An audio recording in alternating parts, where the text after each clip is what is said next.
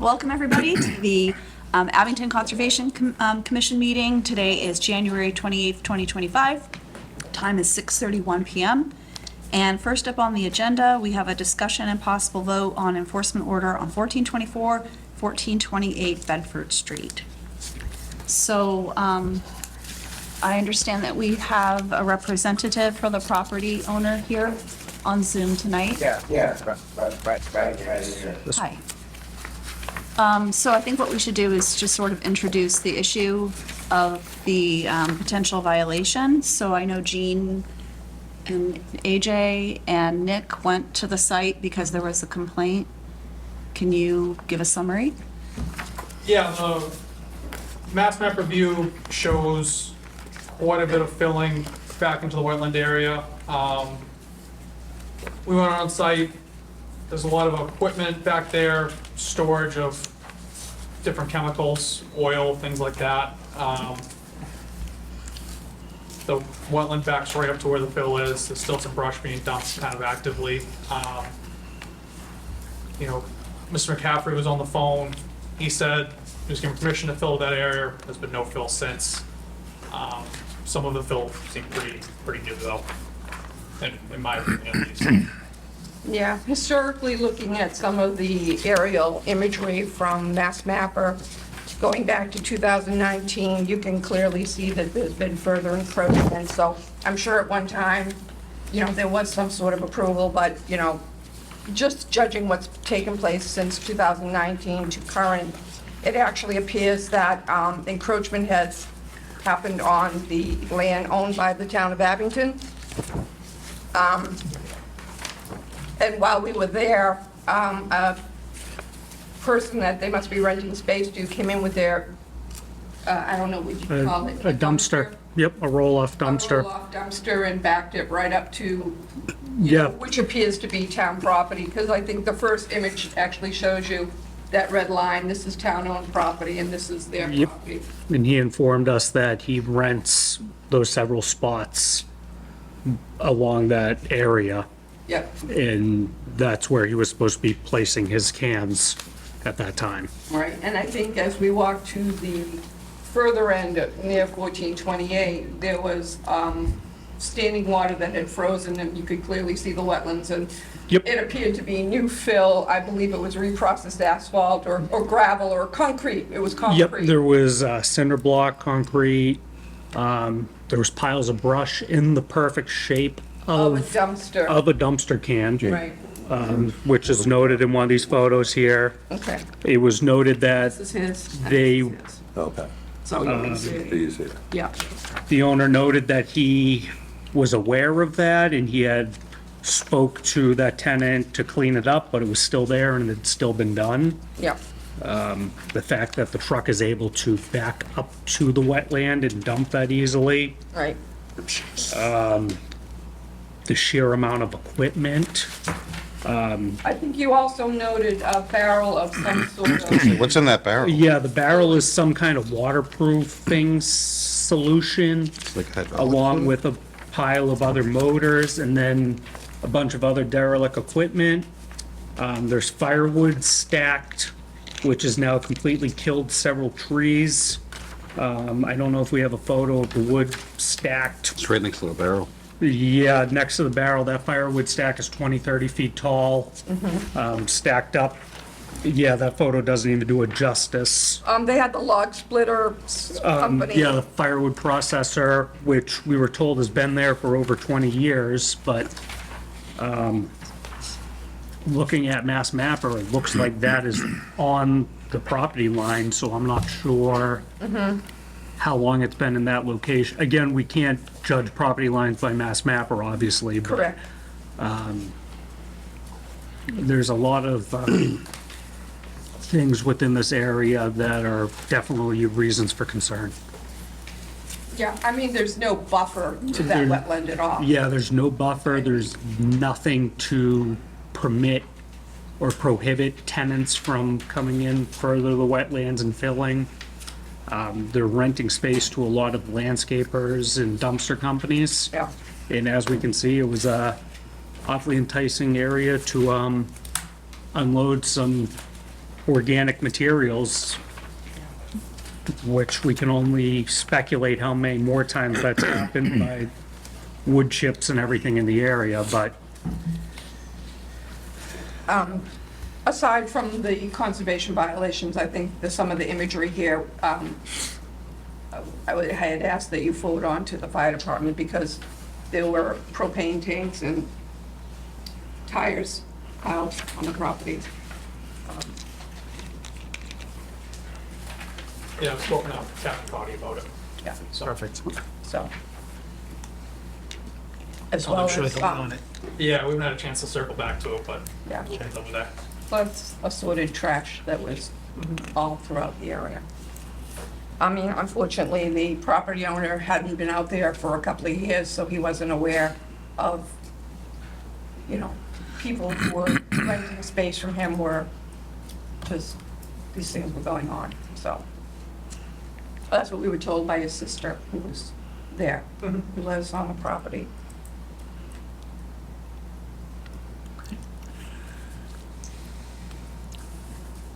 So at the last meeting, we voted for an enforcement order. We did not make a determination of what needed to be done to comply with the enforcement order.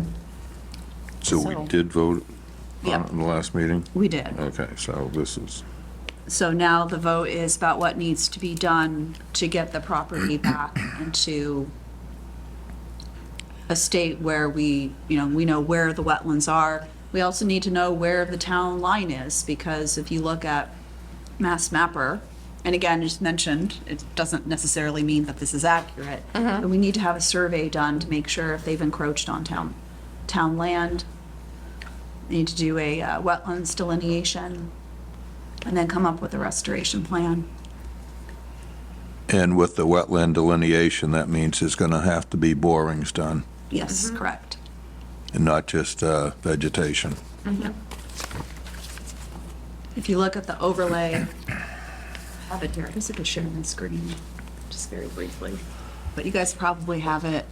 Do you have the overlay on your pictures? Yes. Okay, so you can see there is a section where, up in the upper left corner, where they're definitely into wetlands. Yeah. Or right up to it.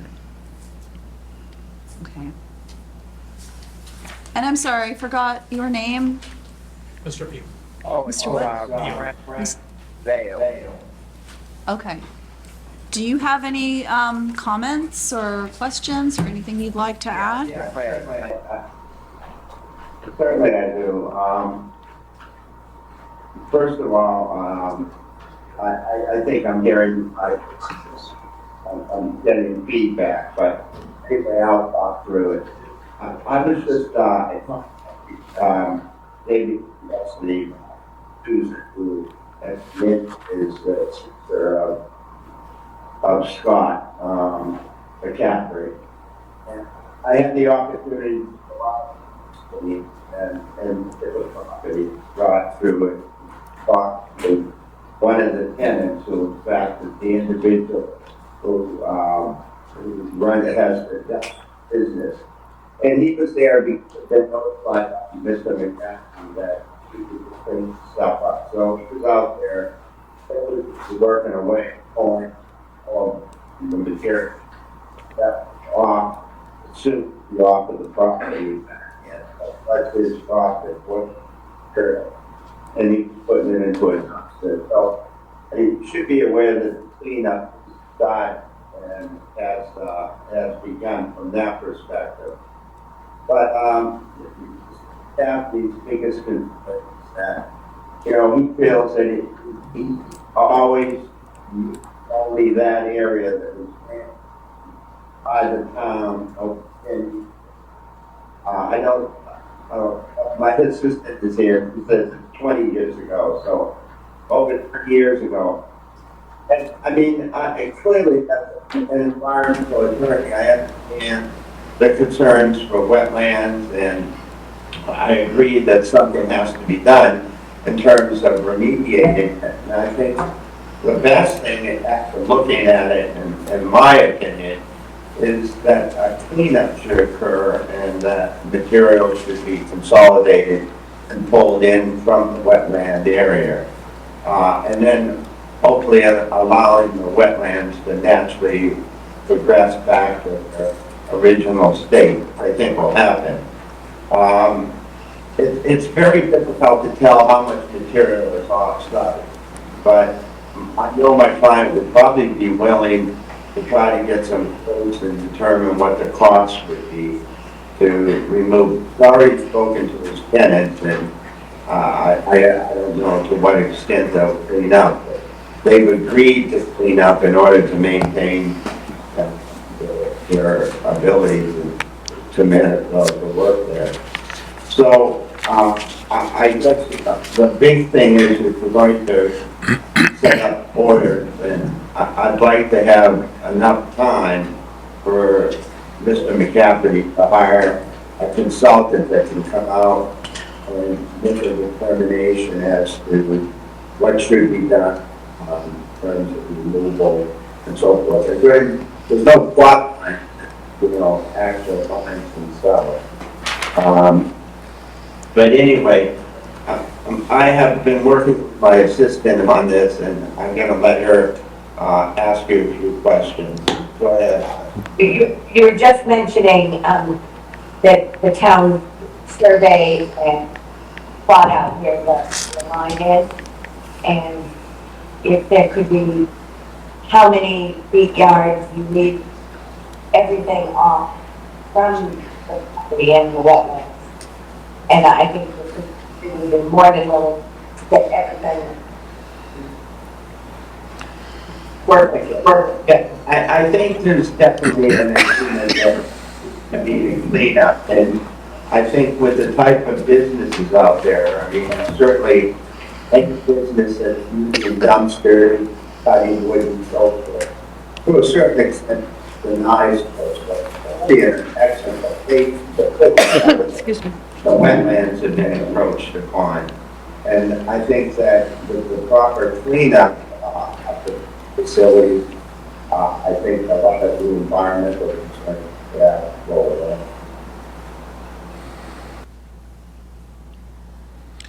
I guess that's A couple of things. We can't tell you how far to pull it back because we don't know where the limit of the wetlands are. So we're going to need a survey with a plot plan showing the boundaries, and then you're going to have to hire somebody to go in there and actually do test borings to go down through the fill and find out where the wetlands actually are. And then we will need a plan of how it's going to be restored. So those are the things we're going to need to get started with, and then we'll need the plan on how you're going to restore it. And we typically give about 90 days to get that information. And 90 days, March, April, May. Yeah, you'll have time once the spring gets here to do that, because obviously it can't be done. I mean, I would pull back anything you can now, the trash, the containers, and anything like that. But as far as the fill, we don't know the limit of the fill, and we're not going to know that until you actually have some borings done. Well, the delineation of wetlands in the time frame of 90 days is pretty quick. No, I didn't say that. I said I want a plan, a survey, a plot plan, and then present it to us within 90 days, and then in the spring, you'll have to do the borings to find out the limit of wetlands.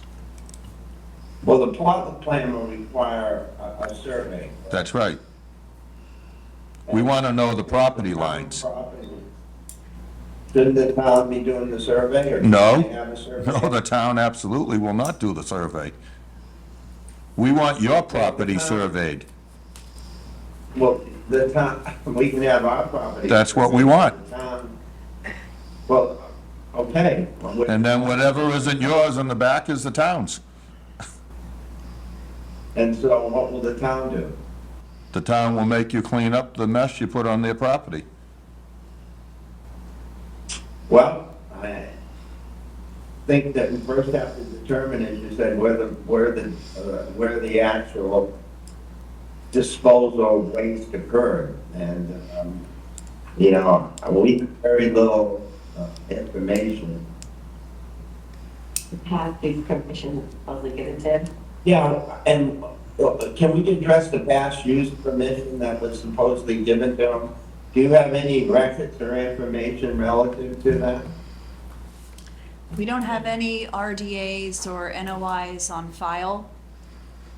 Yeah, 2012, we had a letter issued to Mr. McCaffrey. Should I just read it? Yeah, sure. The commission was requested by the EPA to look into a complaint they received of possible wetland violations, clearing back of lot, dumping debris, storing fuel, and vehicle storage on your property. You're required to submit a certified plot plan to the Conservation Commission showing the filling and the wetland flagging within 45 days. Receive this letter. You're also cease and desist all filling activity on the property immediately. The commission will communicate its findings to the EPA at that time. That was followed up in June by Dear Mr. McCaffrey, there are no violations on 1426 Bedford Street at this time. As per our conversation, the compost pile is not to come any further back on the lot. That's the most recent contact we have for that property. And what was the date on that? The second letter was June 5th, 2012. Is it possible I get a copy of that? Yes, absolutely. I dug these out early today. I'll shoot them over to you and Scott, then send them to Great. everyone else too. Thank you. But regardless, there was work done without a permit. The proper procedures were not followed. And so I agree with Alex that we need to get a survey, we need to find out the exact lines, and we need to know if there's wetlands there and what the extent is. Can I ask you in respect of what work was done? Well, you I can mean, the see operations- there's alterations to the wetlands. You know, you can see, if you look at an overlay on Mass Mapper, you can see the wetland approximate line, and that there's things that are being stored there, there's potential fill that was brought in. We don't know the exact extent, if there was fill brought in, how much fill was brought in, but you can see quite Do we know clearly. when do we have any aerial photographs that show when the fill would have been brought in or approximate time frame? I mean, you can actually go to Google Earth and you can look at a historical imagery. And you could also go Yeah. to Mass Mapper, and Mass Mapper has aerial imagery that goes back to 2015. It actually goes back to 1990. So, I mean, are you familiar with Mass Mapper? Has the town done that? So this is. Yes, that's why we went out This is there and the we picture talked to right here. Mr. McGrath. His sister had him on So you can speakerphone. see it- Right You here. can see a progression into the wetland. Yeah. Over time, Yes, over the last 20 years. since, I mean, I 13 think years I ago, went back, I that's think I first looked at 2019, and from 2019 to, Years. I think Mass Mapper is current up to 2023. This They is haven't the updated the 15 was the 2025 original imagery letter yet. of complaint, right? But you could see progression. Yes. But, I mean, Google Earth, Well, I- Google Earth also has historical imagery that you can go back and see from 2012 See it from forward. like 16 to now. I was gonna say from here, All right, well, I certainly will check that out and I'll read what you said. And I mean, as I mentioned here at the very beginning, we don't want it to be bad of, my client has informed me that, he'd like to get the job done. But you have to understand, this is a small business, cost is very important for them to continue operating. And so, ensuring that we have enough time and ensuring that, it's the burden that's being placed on him doesn't make him rough. I think it's all- Brought in. Well, you can't delineate wetlands right now anyway, because we have winter conditions, so for between Yeah. November 15th and March 31st, there's no delineations for wetlands, but you can certainly move forward with your survey of the property lines of Mr. McCaffrey's property. And that's why I said 90 days. We'll Right. give them the time to do Correct. that. Yep. And to hire a wetland scientist, I know it takes time. It does. It does take time, and that's what I'm nervous about. I don't want to go back or have him having to come back. So, I mean, even another 2 days, do you think we can push it to 120 days? Yeah, is it just a? It's just a survey. Talking about in terms of time. All right, we'll do that. All right, well, I'll have to speak No. to my client. We're talking May 1st. May 1st. Yeah. Is May 1st enough time? We have a meeting May 13th. I don't know if we want to have it for that. Have it in a week ahead. Yeah. How would that work? If you had everything to us by May Six. 6th for our meeting on May 13th? Yeah, that's fine. Okay. I am speaking of behalf of my, I have not spoken, but assume unless you hear back from me within a day, that's a valid limit. Well, just confirm it with Nick, our agent, tomorrow if you can. But I Sure, I'll think do that's that. more than generous. All right, well, I appreciate that. All right? Thank you. Anything else that we Thank want you. to discuss? Thank you. About this? We should take a vote? Oh, the enforcement order? Yeah, do we want to talk, have any more discussion about the enforcement order?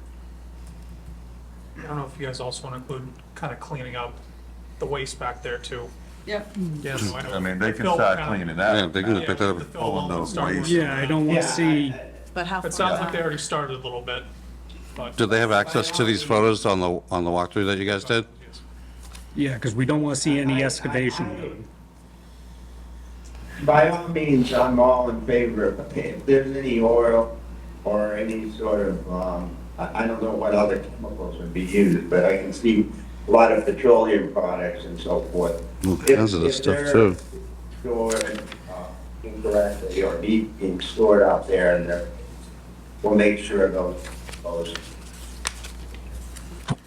I would pull anything like that, petroleum products, at least 100 feet from the, what you can see of wetlands now. Yeah, and I think we'll probably just dispose of them off-site, Well, that would be even you better. know, under regular regulations. Okay.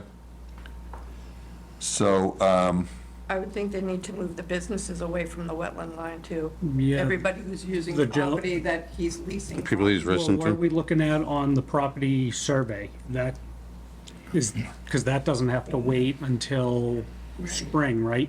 Right, the dumpster that was backed Because right up to it. if he's running a business right now, isn't that a liability to the town if they're conducting business on town property?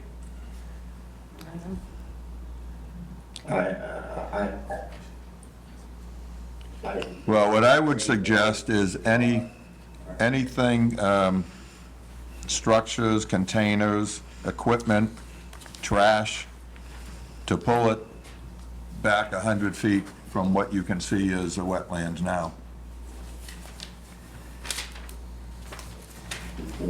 I think I can agree to it, but it's difficult without, again, really knowing exactly where things are located, but we'll start. Well, I mean, you can see the limit of work, the limit of the fill now, pull it back 100 feet from there, because you know the limit is in the wetlands. And if you put boots on the ground there, you can see quite a difference in grade Yeah, right away from where it They are. drops off from what has been filled and what hasn't. I'm not saying that's definitely, I'm not a scientist by any means, but you can kind of see within It's a the, good indicator. it's a good indicator. You know, and some of this stuff was, there was a couple of shipping containers and a semi-trailer that looked to be over the property line. yep. Those types of items. If I pull that 100 feet though, will it impinge upon access to the property? Will it be up against another structure on the property and therefore not able to just possible? I don't know, but if At you're, that point, you might just need to find a new location for it. if you're a wetland attorney, you know that anything within the 100 feet falls under our jurisdiction. So I would, Exactly. I would pull that stuff back. All right. Actually, it will be part of my motion. Anything else? I almost feel like I want to see some type of Jersey barrier block to prevent trucks from backing into the wetlands. Is that permissible from our level? We can see clearly where I dumpsters have been think we backing need a up. plot plan. And then once they get there, once they do the, I just don't want to see more dumping Right, happening. no, definitely no more dumping back there, that's for sure. You know, I don't think they'll do that. I mean, that clearly will be something that the tenants will be made well aware of. They can't operate if they do that. I'd rather put our resources and effort into the things that we discussed rather than trying to put berms up there now. I mean, I agree. There should be no dumping and there shouldn't be in the wetlands or the buffer zone. So, I request that the committee at least, allow that to occur, by virtue of, without putting barriers and things in, which will only increase the complexity of things. Well, we should have some siltation or erosion control put up there yeah, to it's, prevent any further issues into the wetlands. yeah, particularly around that sawmill, Yeah, because a lot of the fill does seem to be floating that way. compromise of wood chips, like they've just been taking the skid steer and pushing off all the bark and everything from the firewood processors. Instead of hauling it away, they've just been pushing it down into Yeah. the wetlands. Yeah. And he admitted that processor's been there for the last 20 some odd years. So if there hasn't been any provisions to haul away the byproducts of that, where have they been going? There's a lot going on with this property. And once we find out where the wetlands are, there's a lot of cars, equipment and stuff all down in that area. And when you look at the satellite images, a lot of things haven't moved for a long time. It makes you have to question, are those things seeping fluids, oils, gasoline? boats. But yeah, where I are mean, we at, beyond all the containers of petroleum products and everything? What's the condition of these vehicles, equipment, engines, and then all these semi-trailers, shipping containers and everything, what's the contents of those? Like we said, Chief Cotty's been notified because of all the pressure vessels and stuff within the piles of tires and everything. There's a lot, this isn't gonna be an overnight motion to correct on this property. Well, that I can certainly concur with. I do hope that we continue to handle this under solid waste regulations and wetlands regulations, rather than trying to invoke 21E, because that would change the whole scope of everything. Well, What type of erosion control, siltation control should go up there? We're talking about a silt sock's fine. Okay. Silt socks? Yeah. Okay. All right, so silt sock, we're gonna have to have you put up some silt socks along the edge where you can see vegetation for the wetlands. Okay. Again, all conditioned upon my client, but I think that's a reasonable request. Okay. So if there isn't anything else, I'll make a motion. Okay. There's no one here in the audience for this, correct? All right, my motion is to require the property owner to obtain a certified plot plan, pull back any trash, containers, equipment, etc., 100 feet from the edge of the fill. Also, by May 6, the owner must present a plan showing the limit of wetlands and a plan to restore the property. And in the meantime, a silt sock must be placed at the edge of the fill. Within a week? The silt sock within a week. Okay. Do I have a second? Second. Second. All in favor? Aye. Any opposed? Unanimous. Okay, great. All Thank you very much. right, thank Thanks for you. coming, sir. Right, and you're gonna send me a copy of? Yes, yes. Yes. Nick has your contact info? Yep, we emailed earlier today. Okay, so- great. Thank All right, you. well, Nick, we'll be in touch, all right? Sounds good, Frank. Thank you for coming tonight. Right. Good night, gentlemen. Good night, thank you. Thank you. Good night. Thank you. Okay, next up on the agenda, we have the discussion and possible vote on the Town of Abington Green Wave Connector Trail. So I think we have some people here. You guys want to come up to the podium? I know that you're in Zoom and you have a PowerPoint presentation. Yes. Okay, great.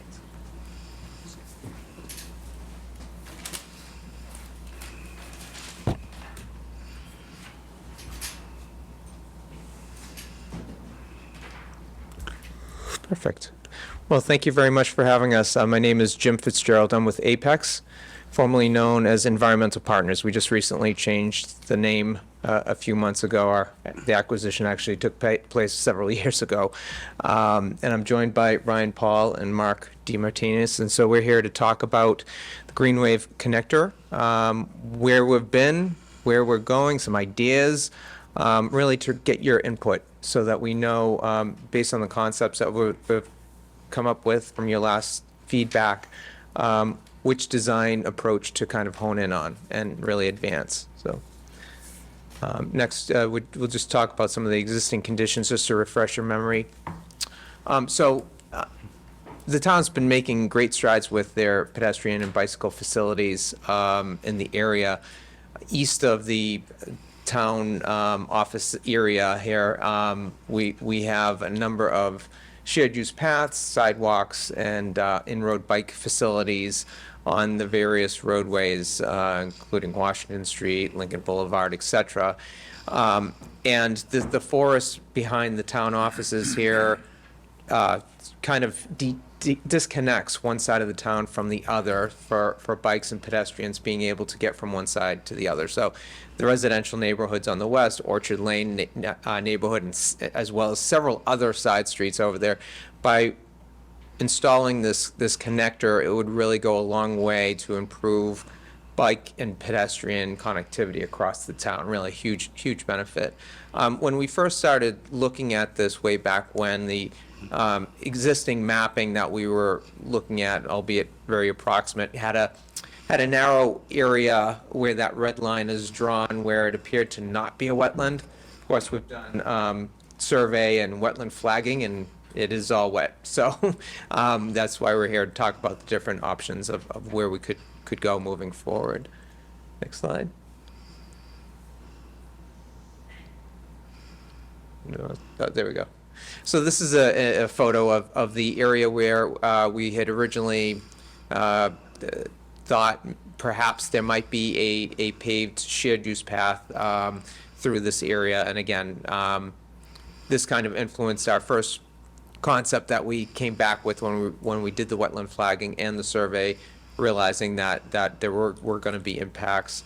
Our first concept that we came up with had to do with something similar along the lines of what we had before, except with additional culverts.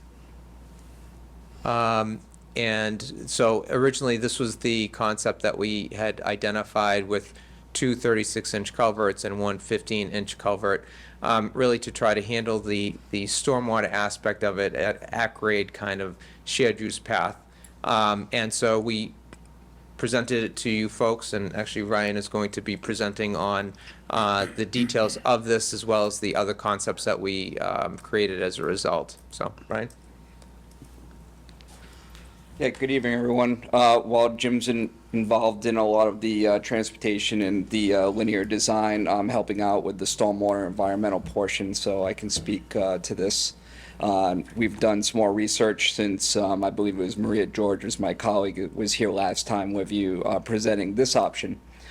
So this original option included some 36-inch culverts and a couple smaller 15-inch culverts. This was the original concept where we had our GIS, Mass GIS wetland layers, and you can see from the wetland layers online that there's a clear break in the wetlands. However, once we got it surveyed, that's no longer the case. That's not exactly the case. There's actually a couple intermittent streams going through there, and the wetlands, everything in blue is the wetland area that crosses the path. So that complicates things, obviously. So next slide, please. So we came up with some new alternative concepts. One being still going with the larger culverts and a pervious asphalt surface. Next slide. So similar to the first concept, we got a lot of culverts here, right? Some bigger culverts now because we're meeting the stream, trying to meet the stream crossing standards. So now we're looking at box culverts for the stream crossings, and then we added in, a comment last time was to add in more connectivity across the path. So we made our culverts bigger and added in, instead of 15-inch culverts, we have 36-inch culverts. However, this still complicates things in because we would be filling in a large portion of wetlands. So we would need to, at a very least, find some place to replicate a lot of this wetland. Next slide. So I've been out there and I've walked around in this area and walked on the path and walked in the back of the track over here. This is a very wet area where I have delineated the red hatch.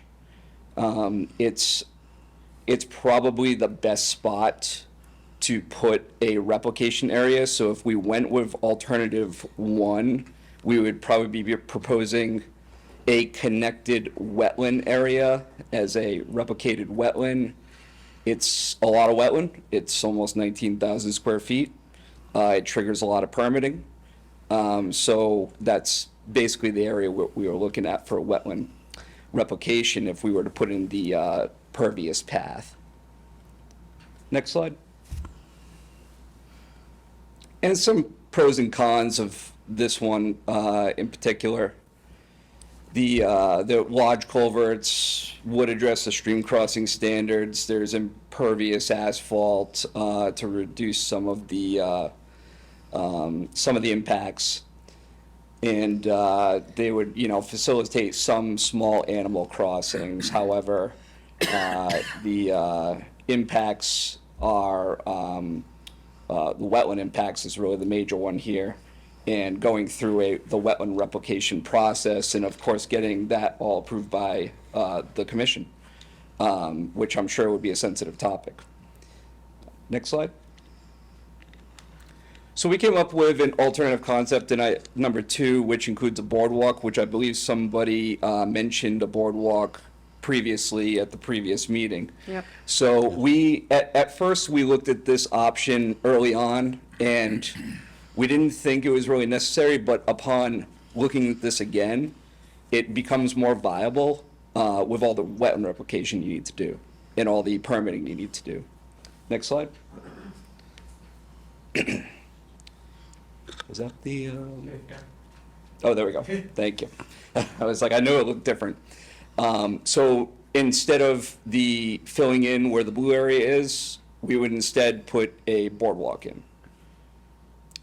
That's really the difference. So instead of filling in the area, we would be putting the boardwalk, and the boardwalk gets installed by a process where you don't actually have to go really into the wetlands and disturb them as much. If you've seen them go in, they kind of work as they go, so they stay on top of the boardwalk and keep on installing them. So Yeah. obviously there's some impact to the wetlands, but it's a lot less. So this is obviously the better option for the wetlands. There's less impact. The only impact is now you have the boardwalk over the wet area. But it is already clear cut for the most part. There will probably be some minor tree clearing in some of the areas just to get it through there, because we can't put it right on top of the sewer that's there too. So it's gonna probably have to shift one side to the other. So there would probably be some minor clearing, which we would have to flesh out in the next phase of design. Yeah, so obviously I went over the pros to this. Cons to this are, construction still is a higher cost, but the costs do come closer together when you start adding everything up.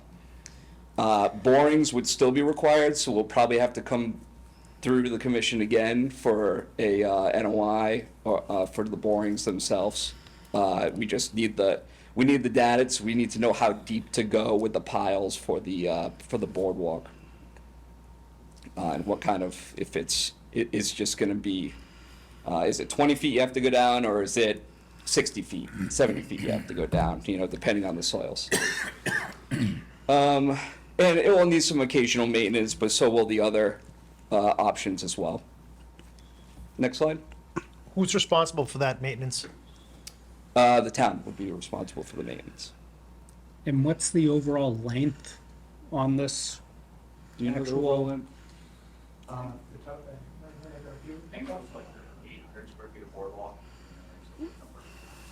So the overall whole trail, the whole connector? How long is the trail? Linear foot?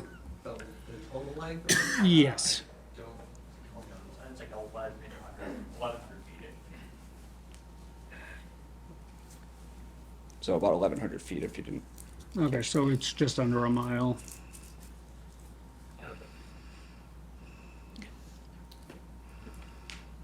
It's like a quarter mile, right?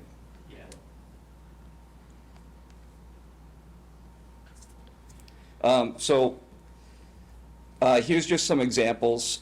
This is from one manufacturer that does these, York.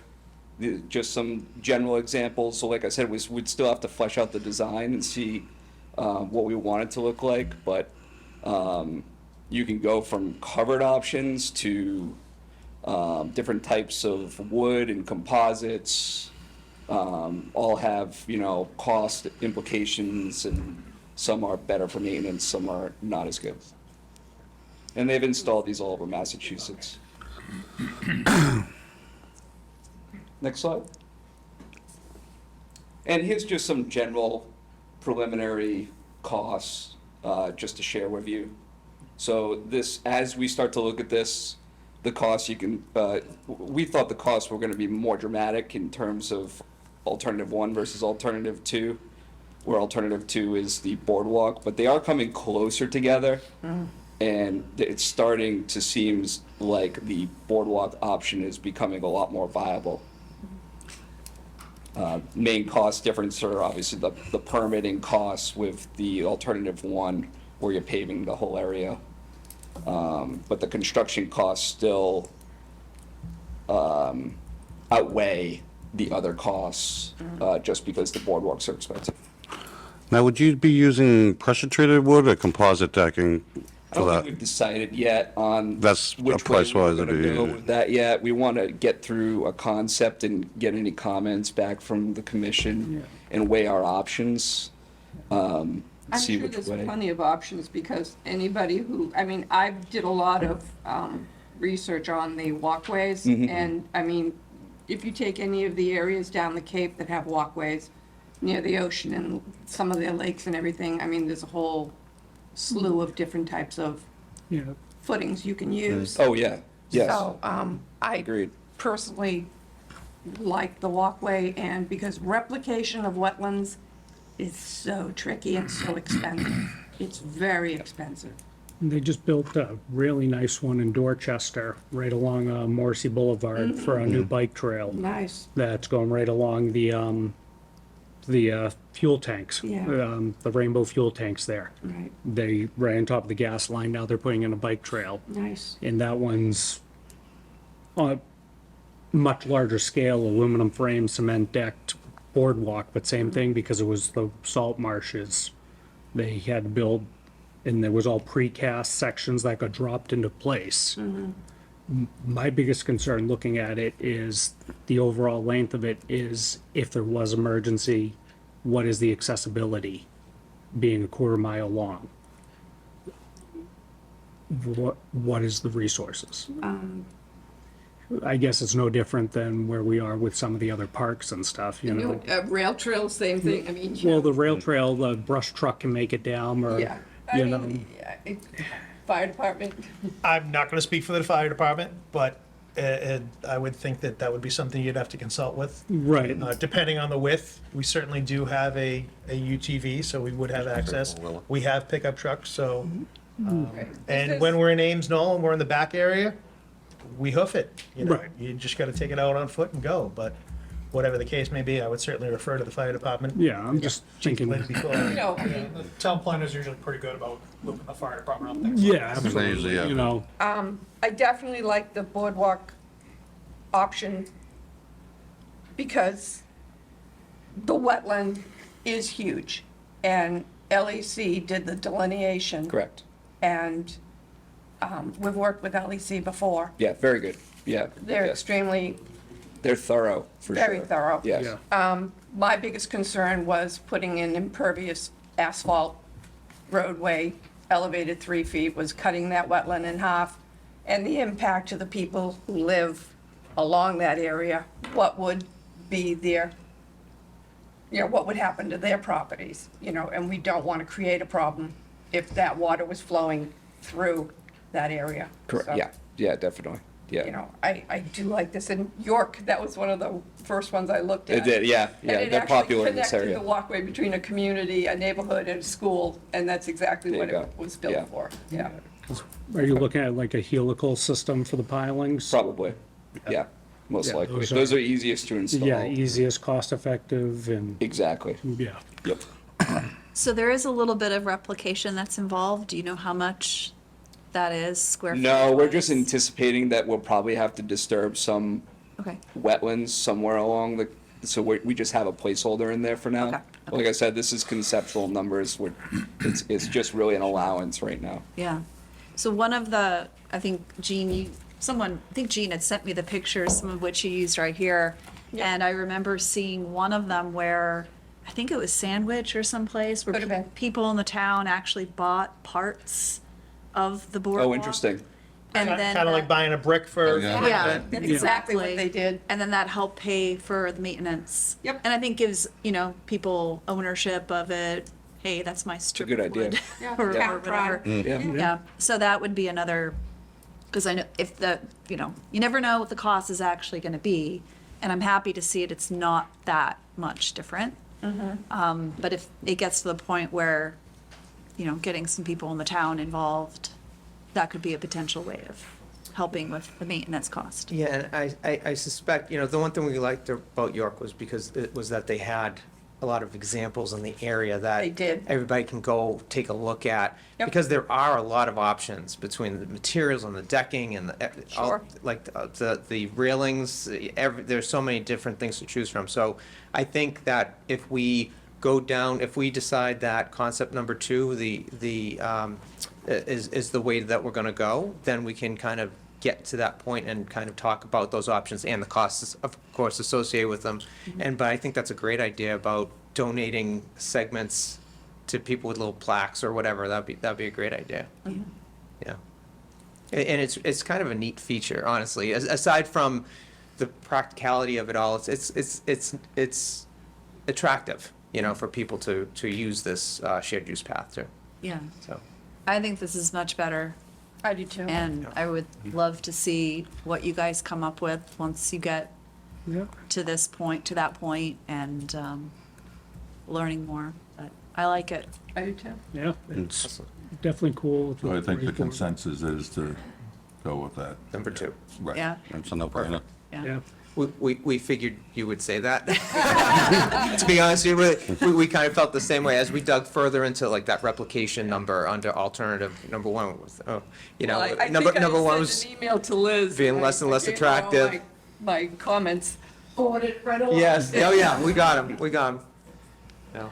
are you carrying utilities for lighting or anything on this pathway? Oh, that's always an option, I mean, you endless possibilities. Yep. Yeah, It just I mean- Solar power? I was going to say, there's solar Solar. options. but solar. yeah. That's what I'd do, if any. If you get enough Yeah, if you Sun don't have the canopy that cover to spot. get the, True. I'm just thinking the location, you got the kids leaving football game, walking home, Sure. that type of thing, Like pedestrian level, like low light. Exactly, We're not talking lighting up the sky, just the Right, low- exactly, just yeah. enough for safety and, Yeah, you shining know. down on the pathway itself. exactly, Yeah, that'd be very typical, well doable within today's technologies and what's available on the market now. And how tall are you imagining the boardwalk to be? I'm just thinking of larger mammals trying to cross. Well, Or are you still in that's a the good thinking? question. At this we point, need to flush that out. we will definitely have to have that conversation, how high up it goes. Obviously, the lower, the less expensive. So that's, Well, I know when the first proposal came through for the asphalt, I think the elevation on that was like 3. it wasn't, yeah, it wasn't terribly high. And then you would have to grade it, so you're even, working within that wetland and grading and. Yeah, Yes, and yes, it's a it just good- yeah. takes up that whole swath that was colored in Yeah. blue, yeah. Yeah. Yeah, it seemed like a good option when you look at it on Mass GIS and there's a nice clear corridor of no Oh, yeah. You know, there. it was gonna be To actually do the survey. Yeah. quick and easy, shared use why path, we did and the now, survey. Yeah. now we're talking boardwalk. Okay. I think it'll be a nice project. Yeah, I agree. Excellent. Right? Okay. Thank you. Thank you. Thank you. Thank you very much. Liz, Oh, yeah. any comments? I'll just say I have 3 nephews on Broadmeadow, they're riding their bikes on Route 18. I can't wait for you to get that done. It's great. I'm glad to see that going. We're looking for donations. Can start now. My brother would be happy to. Do you guys have any questions for me? I mean, it's been a long road to get here. I just How wanna is it say gonna be thank you. funded? Yeah, good work. Good question. We don't know yet. Grant money, obviously, that's the first, is another round of grant funding from where we got the design money. that CPA? We can be used to build, CPA? and then CPA would supplement that. Yep, that would be my guess, and probably phased in, at $1 million something. We'd probably have to work with you guys for a little bit to Yep. pay for that over some time, but, yeah, I'm glad we're here, and This is a project that, like I said, it just is gonna connect the school and the neighborhoods and it's gonna allow- connect all this area, Yep. right? All down to the Frollo, and then on Washington Street, and John Stone is heavily involved in this with all of us. He's been at all the meetings, and then, he'll continue on with his bike paths and everything, and keep the connectivity going, so. But this is the big stretch, and that it'll get us to Ames Knoll eventually, so, poking away at it. Is there going to be snow removal at all, or is it just going to be? I alone? think we kind of talked about that and said, oh, that would be a John Stone thing.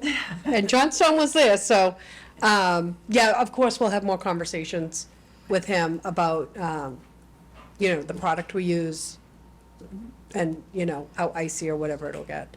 If you guys have a thought on how high you want it to be Okay. for Mammal Crossing, if you could shoot that along, and then it'll at least give them a point to start looking that point up.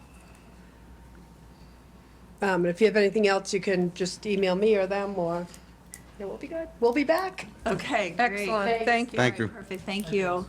Thank you. Before we get too far, and while you're all here, real quick about the height. So one thing that we've been talking about is with the boardwalk, the shadows. Does the commission have an opinion on how high the boardwalk should be from the perspective of light getting underneath the boardwalk? Obviously, the higher the boardwalk, the less shadows underneath, but, the more costly the structure. I just wanted to see if there was an opinion on that. No, I don't think so. Okay. Yeah, I wasn't so much concerned about, the shadows from having a boardwalk. Okay, good. I mean, my main concern was just you were cutting a wetland in half and there's streams on the Of course. property. And, Of course. from the woman who did the first presentation, she said when she was out there, water was flowing right over that area. And I'm like, Yeah. it just did not seem like a good option to Right. bring in fill and put asphalt on top. Sure. No, agreed. But Agreed. I think when we started we started in a place where it was going to be just a simple shared use path, and that's how it kind of morphed Yeah. to where we're at. Yeah, but I mean, it looks nice Yeah, when yeah. when you look at the aerial view, and then Yes. it's like, oh, yeah. looks like a It's not path over reality. here. It's not However, reality. Right. Yeah, right. 100%. But with any stream, even intermittent, perennial, or whatever, shaded areas are beneficial Yeah. because it allows for certain life, like little Yeah, and I creatures would to live. say, you know, in terms of lighting, we don't want it to be, you know, there's light pollution that has an effect upon Of course. mating Yeah. of organisms, et cetera, especially because we've got some streams in there. But of course, you have to have safety. So Yes. I like the idea that people had of just keeping it fairly low. Low pedestrian level And, lighting. Yes. Yeah, That so makes perfect sense. some balance between avoiding light pollution. And I'm sure a But lot also of the having safety. companies that do these walkways have recommendations as far as, you know, what Right, they've found. right built into the Exactly. into the railings. Yeah, absolutely. Yeah, I've done some There'll be lots of pretty decisions cool to be had in remedies. the future. So Definitely. stay tuned. Right. Okay, sounds great. Awesome. Thank you so much. All right, thank Thank you you. very much. Okay, next up, we have SC 084-057, I think that's 8. Notice of intent filed by MP Design Consultants for residential subdivision with wetland crossing and 3 single-family lots located at 4454 Linwood Street. So Jean, can you give us an update on getting a peer reviewer? Yes. At the last meeting, the board had voted for peer review because of the amount of resource areas on this proposed subdivision. I was going to show Nick how to do it, but things happened in the building department and his job has increased somewhat. And so I took the responsibility of peer review. And I reached out to 5 different wetland scientists, of which I heard back from 4. And 2 of them said, I'm way too busy, we're way too busy. And 2 said, we can give you proposals. So I said, great. So I emailed them electronically the narrative, the NOI application, and the maps, as well as the ORAD that had been approved. And from that, I've had one wetland scientist reach out to me with a few questions, which I've answered. And if I couldn't, I asked Lynn to please feel free to add her comments because I think it was a little above me. But I'm just waiting for them to get back to me. I also reached out to the Massachusetts Association of Wetland Scientists because, as the last applicant who was just here, LEC was a company that we would use, and they can't work for us because they're already representing the town in another project before conservation. So we can't use them after the project's over for at least a year. When I didn't hear from it all, I did reach out to a conservation agent that had helped me once before a few years ago. She's in Norfolk County and she's assisted me a lot. So, you know, this is where we stand right now. I'm just waiting to hear back from the 2 that said they would submit proposals. Okay. So I can't make them go any faster than they're doing. Right. So that's it. Progress has been made, so that's good. Yes, thank you. Is there any questions or comments from the audience? Mark from MP Design Consultants. Thank you, Gene and Lane, for staying in contact with us, Nick as well. Do we need to have the peer review selected on the meeting, or can we make that selection prior to the next hearing? No, the whole commission has to Has make to the vote on it. decision. Approve, Yeah. vote on, okay.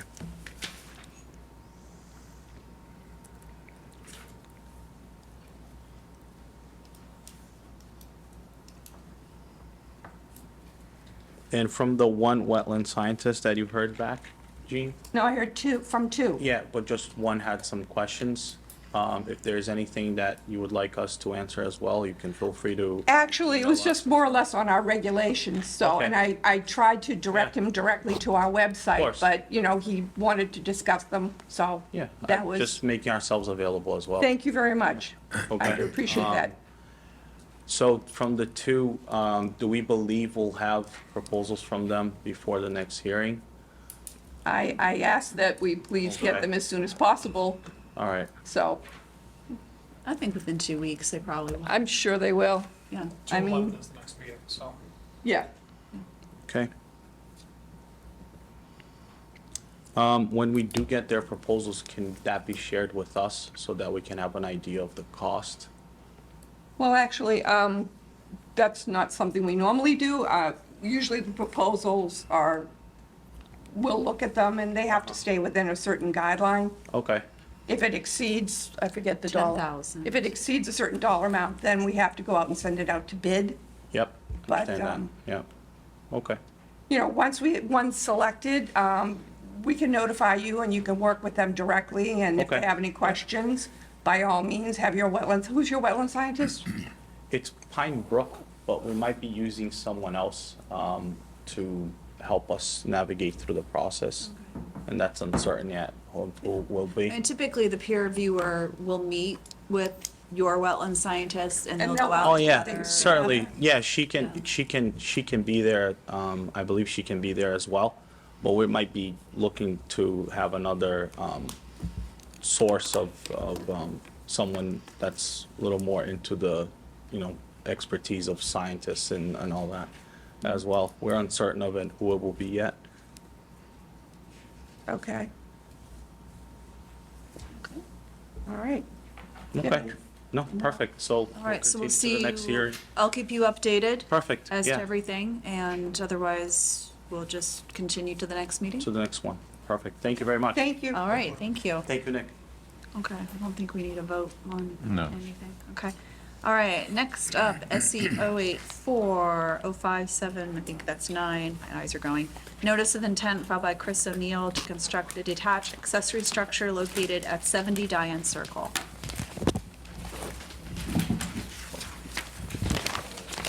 One share? I don't have to open up mine. Oh, okay. Little one?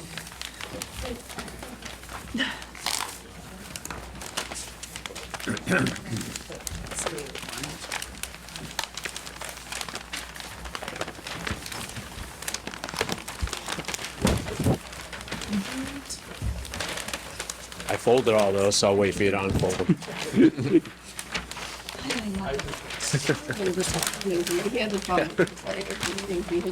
Yeah. I'm just gonna peek under this. Trying to keep it away from the. I'm familiar with the area for the most part, Yeah. so. Sorry? I said I'm familiar with the area. Oh, yeah, me too. Good evening, everyone. Kevin Grady from Grady Consulting. Kevin Grady, Kevin, hey, Kevin. representing Chris O'Neill for the notice of intent. Diane Circle.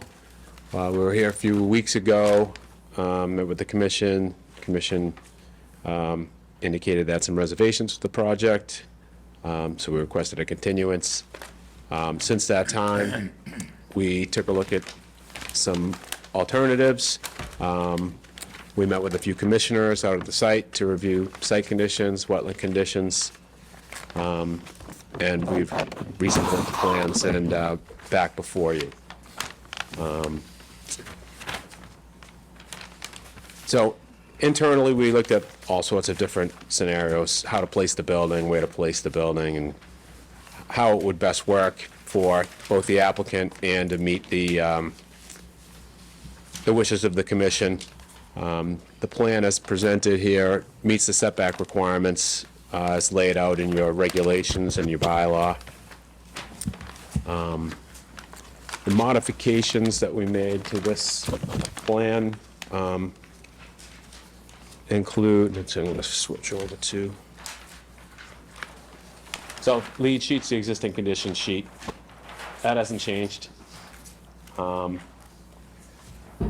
of the things that we have done since the previous meeting was that we removed the riprap slope. We actually flattened the slope a little bit. We lowered that back edge just a touch. We eliminated the riprap, and we're proposing to do a jute mat on the steeper slope. The reason we're putting in a steeper slope is to minimize impacts to the buffer zone and increase setback from the resource area and meet the 25-foot no disturbance zone. So that's why we're dropping it off quickly. We need to stabilize that. We'd initially proposed riprap, because that's a instant way to armor a steep slope.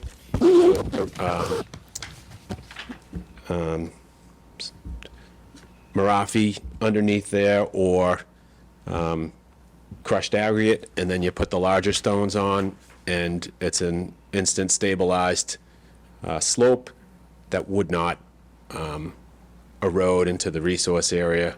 Obviously, when you're working within the buffer zone and near wetlands, you want to minimize erosion and sedimentation of the wetland plants. That's destructive to the resource area. So the building where we're proposing it is 41 feet from the existing building. The purpose of the barn for Mr. O'Neill is to get his boat in here. You know, in order to be able to back a boat in here and maneuver, he needs this space. The location wasn't chosen. You know, there was some careful consideration in choosing that location. And basically, it was for access for his vehicles. It gets fairly tight when you have a trailer and a vehicle. Obviously, you wanted to do initially a square building in order to meet the building setbacks. We removed the back corner of the building, therefore meeting the required structure setbacks. Chris would like to ask for some waivers from the tree regulations. The area where the building is located, you can see all the trees that we've located that are over 5 inches in diameter. When we met out at the site, most of the trees are about 5 to 8 inches in diameter. It looks like this area may have been cleared 10 years ago, 15 years ago, and there's a lot of growth in this area. There's not a lot of large, mature pines. It was mostly smaller in a densely, you know, a dense style woodland. If you ever see disturbed areas compared to a mature woodland, they grow very densely initially, and then one tree out competes the other, and then you tend to get the larger trees. You don't get so much you know, similar trees all the same size, which is what is out there, and that's why we have a density of trees in that location. With the tree bylaw and the 2-to-1, with that density, it becomes cost prohibitive for the applicant to advance his project. Just take a look at the resource, the planting plan.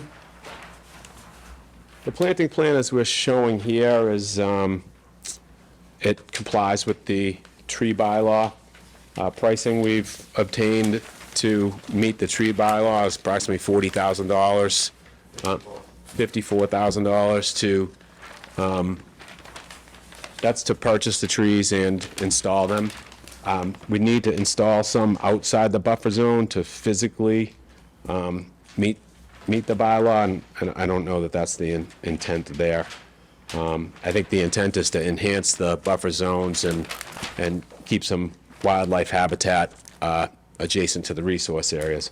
What did you say the cost of the trees for it? $54,000. To plant, I think it was 58 trees, purchase them and install them.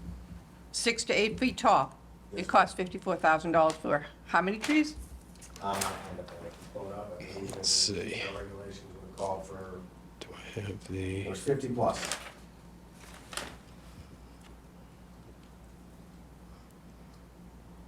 That's what things cost these days. Yeah, I had my landscape architect, oh, here's the quantities. 16, 26, 33, 43, 50, yes, 50 trees would need to be planted. What I'd like to do is propose some invasive species removal. This area here, if you look on the, oops, existing condition sheet, or actually probably this one's best. There are not a lot of large trees in this area. The tree line's actually back here. This is we actually located trees in this area. There are no large trees. This is a brush line located here. This area here has Japanese knotweed. What I'd like to do is do some invasive species mitigation, or remove the Japanese knotweed, and plant New England wildlife conservation mix along the perimeter of the project in the disturbed areas that are directly adjacent to the tree line. So essentially what we'd like to do is jute mat to get rid of the riprap, and then plant New England conservation mix, which will provide habitat and stabilization to mitigate erosion and sedimentation. The project as proposed meets the state wetlands regulations, and in our opinion, it protects the resource area and provides habitat value. There's no adverse impacts to the resource area as a result of the construction of this project. So I'd be happy to take any questions if you have them. So the seed mix would be for the jute that you're talking about, the This- wildlife seed mix? So the erosion control limit of work is in orange, Yeah. right? So we'd remove the trees that we're showing there, and the invasive Japanese knotweed that is here. This entire hatched area, any disturbed area between the top of the jute mat to the erosion control will be wetlands conservation mix. It's approximately 2,000 square feet. Okay. Yeah, 2,500 square feet. Directly adjacent to the building, you'd like to do roadside mix, which is basically a low mow, low maintenance, so we'd only have to go in there 2 times a year to cut the vegetation right up against the building, so there is a little bit of breathing room, and you'd be able to get around it. So that's probably the corner they're talking about. All right, so I have a question, Kevin. Okay, I don't know if you can see it from here, but from where this corner is cut out for that garage, so you don't go into the no build, on the other side of that, what does this line represent here? Is this going to be filled to bring the level of the soil up, so you have this walk around the garage or barn? Yeah, so there's 2 lines, there are contours, contour 102 and 103. The top of the slab is at 105.76. Yeah. So there's about 3 feet of foundation exposed on the back of the building. Okay, but see, this is what I'm looking at here. Yeah. I can take a peek if you... Yeah. Sure. Because I'm like, I can't really see that far away. So like, right here, so this is telling me that this is gonna be built up? Yes. Okay, so you're bringing in fill to bring this up. So one of the things is in that no-build zone, I think I mentioned this at the first meeting, you're going to be bringing in what type of product to raise this up? So that will be clean site fill, and then, I believe... I mean, how do you raise, I mean, the height of that you're raising up is what? So I'm trying to think, fill isn't going to just stay put in one spot, so That's you're... why they're wrapping it. Yeah, if you open this one more... Okay, all right. And then I have another question as far as Maybe it's... forward, okay. And then, okay, so as I am a homeowner and I have a old barn too, I have a 2.5-story barn that's 28 by 30. And I know the runoff from the roof is extraordinary in rain, storms and such. So I know I have to make sure that I channel my rainwater not to go into my neighbor's property, but unfortunately, you've got a wetland on one side. I'm just kind of curious of so where that rainwater is going to be directed as well.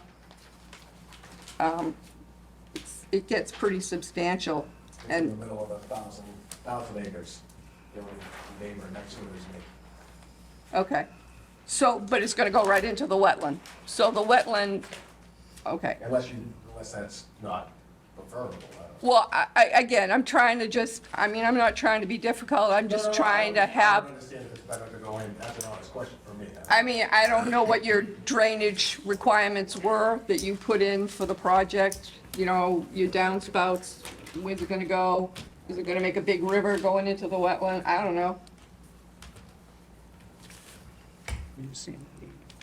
I mean, I know I have tubes on my gutters that make it go into my yard, so So- it waters my garden in the summer, so I don't have to worry about The it. concern is the faster the water goes down, right? The more any sort of like grit, Turbulent. silt, stuff can erode the area. Turbidity, is this not? Turbulence. Yeah. So, yeah. I'm worrying about it, yeah, and just, you know, if it goes too fast, is that going to So erode? if we just did like we piped it, we just sort of two gutter lines, I can pipe them over wherever you want. Yeah, I mean, I think that's the concern, is if you Yeah, have, I mean, you don't want that. Is it Yeah. better for me to put it in there, or? Well, I did- And dump it into where the Chris. puddle is? I just didn't see We- it addressed here, so that was one of my questions. We can install a dry well of some sort. Yeah, It we do a was just a concrete matter dry well. of having it dispersed in a If we put a dry horseshoe-like well manner in- versus, because what happens when you have like a chute Just don't going want the in? erode, the Right, slope to when we built the erode. house we're in, we had, the gutters all drained into a dry Right. well, it's just a pile of Yeah, because, I crushed mean, stone under Yeah. the draft. because part of the problem with a wetland is, okay, I mean, it's one thing that you're taking down trees, okay, and we understand that, but those trees actually absorb a lot of water. So now you've got runoff from a roof for a 40 by 40, approximately 40 by 40 garage, and that stormwater's gotta go somewhere. right. you know. It just concentrates all that water to a direct area. I prefer it being the dry well. Right, it's just a matter of, We can design a dry well. yeah, it's, Yeah, I would, You know, No problem. And Sounds like again, it would mitigate that issue. yeah. and is- again, that'd be better for everybody. Is there any drainage, you're doing any trough drain in front of the garage, or, I'm lucky where we are, okay, we're really up above the rest And of the site's graded to go out to Diane Circle. yeah. Yeah, his driveway is like this. okay. Probably 6 Perfect, so feet, the yeah. buffer will provide any runoff from the driveways or garage area of washing the boats and everything, okay, so that's covered, yeah. I mean, I know that the no build, I mean, you're not putting the building there, but elevating the soil up was one of the first concerns I had when I saw the plan. But, I mean, if it's impervious, Yep, it is. And we did drop that a bit from the initial, because I think Submittal. the slope at the time when I calculated, it took me a while to calculate that slope, but what on happens the is, original plan. if we were to go, if we put that all the way down to the existing grade, would need to reinforce his foundation. And I understand that. yeah, so- Is this a slab or you're actually having a basement? There's or- a slab. Okay. at, Yeah, 105, 106 almost, it's 105.76, and we are proposing 103.1 for the grades. We almost have 3 feet exposed. Okay. If we start to push it, you know, And- 5, and 6 feet, I understand yeah. that. I do, because I have the same thing. My barn is on a slab as well. So I truly understand that. Okay. So that's how we wound up there. All right, because, I mean, for the most part, we don't like, I mean, when we did the regulations for the town a few years back, I mean, Lynn did the survey among the whole state of Massachusetts as far as who had what regulations, because we do have jurisdiction over the 100-foot buffer. So when we came up with the 25 and 35 for homeowners, we were being very generous compared to some of the others. A lot of towns are a lot stricter than we are. And that was my biggest concern. You know, we weren't personally going after you in any way, shape, or form. It's just a matter of, these were guidelines that were set a few years ago in our regulations. And we try to make sure that people stay out of it. Yeah, and we Because take, the we take closer the you are to- regulations and Right, follow the them. closer you're out of the wetland, the less protection, I mean, a buffer is supposed to serve that protection, so, and we've allowed 65 feet in the 100-foot. Just if I could quickly, just for character reasons. Sure. The project that came up before me, Yep, I sold back to the town abutting 9 acres to that. Right, I know, I'm on CPA, so I know all about that. Yeah, it was gonna be, the developer was gonna put multiple condos up there. Yep. And I, at a loss, sold that back to the town. Right, because I think the crossing for that, Conservation and- the crossing for that, Been here 20 years, right, and I understand that, and if I recall correctly, the crossing that had to be made, I mean, the amount of wetlands that was gonna be disturbed, you got into Army Corps of Engineering. That would have triggered Army Corps of Engineering, which starts a whole new set of It regulations. was $500,000 Yep. to put the road in for Yep. those two It was lots. gonna be a shared driveway, but Yep. they didn't like that. Well, no, our town doesn't allow that because we had a similar situation with another applicant. I won't rehash that. Yeah. There's 3 other shared driveways on that street. And I understand, and I truly understand, and I can sympathize with you, but, I mean, this commission, for the most part, except for maybe Alex and Rich, I mean, we're all new and we've gone through training, so that's all we're looking at. It's not you personally, Yep. it's just, we're trying to do what's best for the town of Abington, plus what we can do for the homeowner. So we do allow 35 and 25, where a contractor, it's 35 and 50. You know, and that's pretty substantial being in a buffer, and I guess I just needed to say that because, Okay, so sorry. let's move on. Oh, pardon me, Mr. Bezanson. I just feel that, anybody else here have any questions? AJ? Well, I have to say, one of the areas that we discussed, the Japanese knotweed, and we identified that as, first of all, that has to go, right? You definitely don't want that. More than happy. Yeah, I know you mentioned all the bees that were in there and everything. So that's a good place to put things. And you had also mentioned the clearing, really. There's really nothing there, and that's the closest to the wetlands. I think that's going to help with some of the water issues once these trees get more established, and with potential erosion. I know, you were talking about getting a waiver because it's going to cost $54,000. And I understand what you said about ecologically, eventually if these trees had been there, they would have outcompeted each other. So I definitely think that we could work at reducing the number of trees. I still think you're definitely going to have trees around the barn and around the wetlands. But I don't know if I necessarily think it's going to be of much benefit to put trees and bushes here, for example. No, they're all, I think where my frustration's coming in is, are we trying to preserve trees, or are we trying to, like, what is the goal by having those trees put in? I feel like it literally abuts, like you have to, I printed out maps there. I literally have continuous woods to Rockland, then up to the state Right. park, and then into the Beaverbrook Conservation Area. There's like millions of trees. Right, and those millions, 41, is it really gonna make a big impact on that wetland? I mean, honestly, I'm just, honestly, from what I've, talking to when we had a circuit rider, attending his classes, attending the MACC classes, I mean, I was blown away by how much a single tree will absorb in storm water.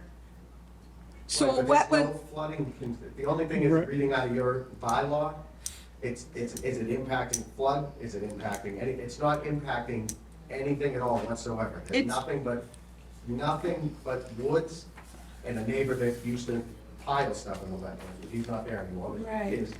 There's no flooding problems, there's no water runoff problems, there's nothing there. It literally is wide open woods and forever. And it's, What's the proposal that you're making I just to? don't want to have to do the trees. They're an arm and a leg, and I'm happy to do the mix and anything else that'll preserve that area. I do not want to hurt, I've lived here forever. My kid loves animals, like I'm not an anti-environment guy. It's an arm and a leg guy. It's 36% increase on my whole project is $200,000. And I'm looking, it was $10,000 to come in front of you. $10,000 of engineering. I promise you, it was $10,000.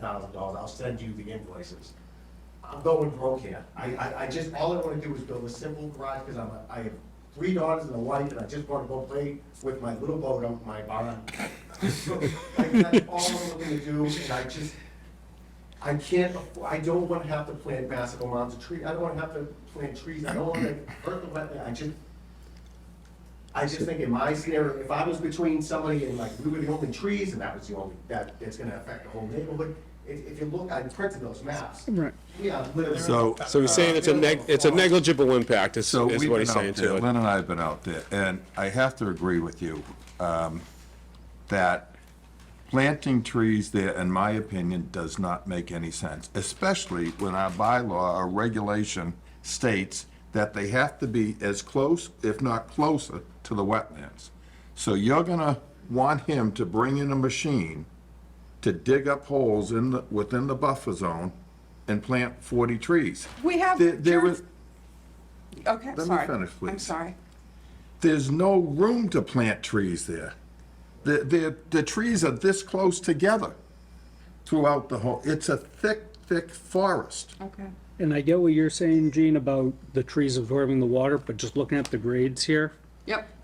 and what they're saying with how steep his driveway and everything is, with how high the grade is here, planting these trees, if anything, they may struggle for water if they're at the higher grades because the water runs downhill to the lower. The regulation also states that the commission may determine that some of the tree replanting on site is not practical. In my opinion, it's not practical in this application. First of all, I don't agree with it on a single-family home anyway. The planning board has regulations that aren't as strict as ours, and it's for commercial. Ours were implemented before planning board submitted their bylaw. Well, I'm just stating. And I'm just giving you the information of how it was created. I think, and not just for Chris O'Neill, but I think our bylaw on the regulation, it's not a bylaw, regulation is too strict for single, one- and two-family homeowner occupied properties. I mean, this does not make sense to plant 60 trees in that area.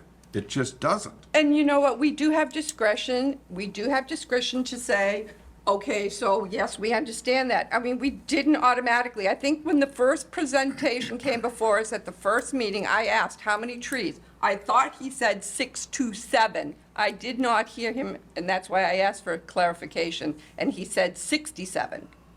And Justin said, wow, that's a lot of trees. And that's how it started. And Mr. O'Neill got very upset, and it didn't go well. So we continued it to this meeting.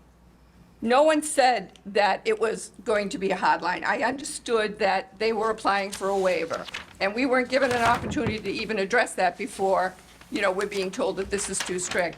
We did look at every single city and town in the state of Massachusetts to give up a certain regulation. I just don't agree with it. And that's fine. I don't And you really, can disagree. doesn't matter what other towns do. I just don't agree with this. I think it's too restrictive. And we have the ability to issue a waiver, and we have the ability to issue a That's waiver. right. We do, and that's in the regulations. Exactly. I also want to stay true to the spirit of it, though. So, as I mentioned earlier, you've got all these trees and bushes planned going kind of around the house That was more than what we've been having to do. to get the number, right? I could imagine a plan where we don't have that at all. And this section up here, it's outside the no build. We could do that. I think that some trees could get planted. But being in the south, and Yeah. you saw it, and it literally, I don't know how much of a drop off that is, but we would need to have an excavator come in, go down in the gully, for lack of a better term, go down in that gully that's wet and never been disturbed as long as I've been there. That's Yeah. the actual, the only time, we don't get much water there, but if we have a heavy, like there's some down there now, if the area we get water in is where you would want us to go down and dig holes and put trees in, and it's literally a gully, and we're rolling trees way up at the top. I don't see how it could possibly, just common sense, affect anything down in that gully by removing trees 5 to 10 feet above it. That are within a buffer zone, they're not even in wetlands. Now I would have to go into the vegetation, you saw the marks, they're right there, I would have to go up against them with an excavator There's literally, I look at the maps, it's 1,000 acres worth of trees there. And- 1,000 acres. And- And I'm removing 0.0001% of those trees. That's literally the map. It's 0.0001% of the trees being removed. My recommendation is we come to a compromise. All these other trees, don't bother, right? Put some Also, trees, Keep in mind the brush fires we just had last year. I don't want trees up against. right, that's what I mean, like, don't put Lynn, I it might have a there. suggestion here. What's the invasive species that you're removing? Japanese knotweed. Okay, I haven't seen the site. Would it be reasonable to plant a couple trees in that area as a, That's what I was thinking. okay, sorry, I'll Because the let you knotweed keep speaking. go- Right, so it's like this whole section of knotweed, right? Like around here. Mm-hmm. And then you have an area that's kind of clear. There were no trees in that section. Okay. And then you get back there, right, Yeah, you see it falls right here. yeah. That's, you really want to get rid of that. So getting rid of that, that's a pain. I don't know how you're gonna do that, The Japanese knotweed Yeah. removal. yeah. If they get the roots, is that? I mean, we've worked on several sites. My wetland scientist and we have protocols to get rid of it. There's companies that, if we need to, we can brush on. The environmental. Yeah, I know, or- yeah. Roundup. Since we have an excavator, Yeah. we can excavate roots. And basically, what he's gonna have to do is outcompete. Yeah. Once things are planted, if he sees them come up, eyedropper application or brush application. But the new vegetation has to come in faster. That a Japanese knotweed likes disturbed soil, so you don't want to leave the soils disturbed very long. Yeah, Get the foundation in, get it up, excavate it out, bring it to grade, clean loam and seed it, and water it at the right time of year, and you will get rid of it. well, I'm just thinking in terms, like you mentioned, you want to have that outcompeted, and nature loves, it abhors a vacuum, right? Any single thing, that thing's gonna pop straight up. So in terms of, like, if we're gonna have trees planted that would give too much shade for it to really do well, that's the area I would put them in. And I don't know why there's nothing behind it. Maybe it's not a good environment in that particular thing. You know, the area behind the knotweed, I'm not sure why there's no trees there. What are we doing? Maybe that's a hard place for them to grow in the Oh, first I've not place. been there. I don't know, but Yeah. I think, It's a very. The knotweed's definitely in a previously disturbed area. It's out on the front edge, right, where the sun is.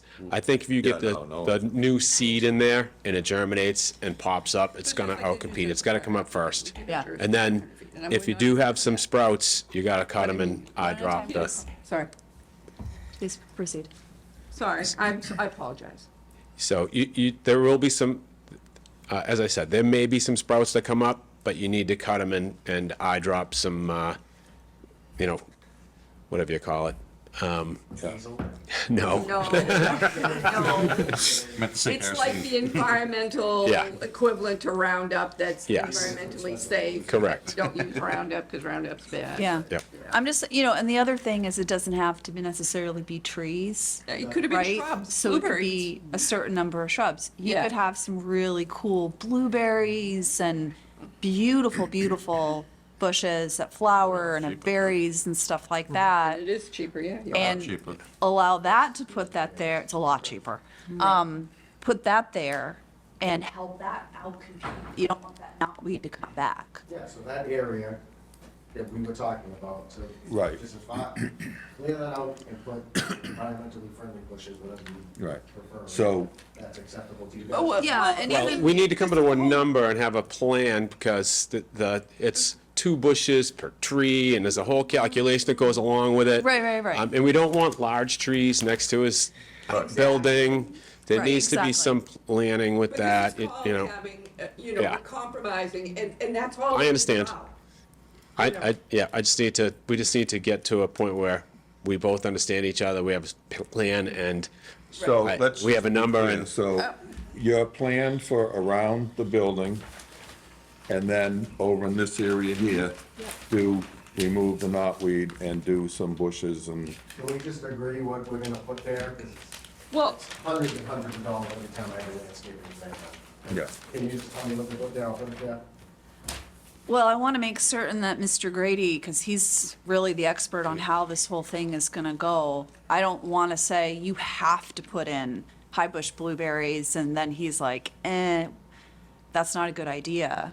I mean, I agree, like, putting the trees so close there is probably not a good idea, because over time, those root systems are going to grow and Under probably the- cause under issues with the slab. Right. So, Kevin, it is, Yes. what would you suggest to go in this area, I need and how to, many? I'd need to look at our wetland delineation palette and see what our wetland scientist said was the understory there, and I would use similar plants, right? So you want to match what the There was habitat some dogwood is. there. Something that will thrive. Which I have, I might have in my file over there. I'm not at my other brain, the Serviceberry is another computer. one, I can too. find in a High second, but blueberry, Serviceberry. Next to the area where the knotweed is, I noticed that there was some dogwood. Does that flower at all? Yes, Okay. yeah. Do you like it? Or is- Bees, but I, you know, where you at? Okay. 'Cause I'm just thinking of, Every time I get stung, I'm gonna, right, okay.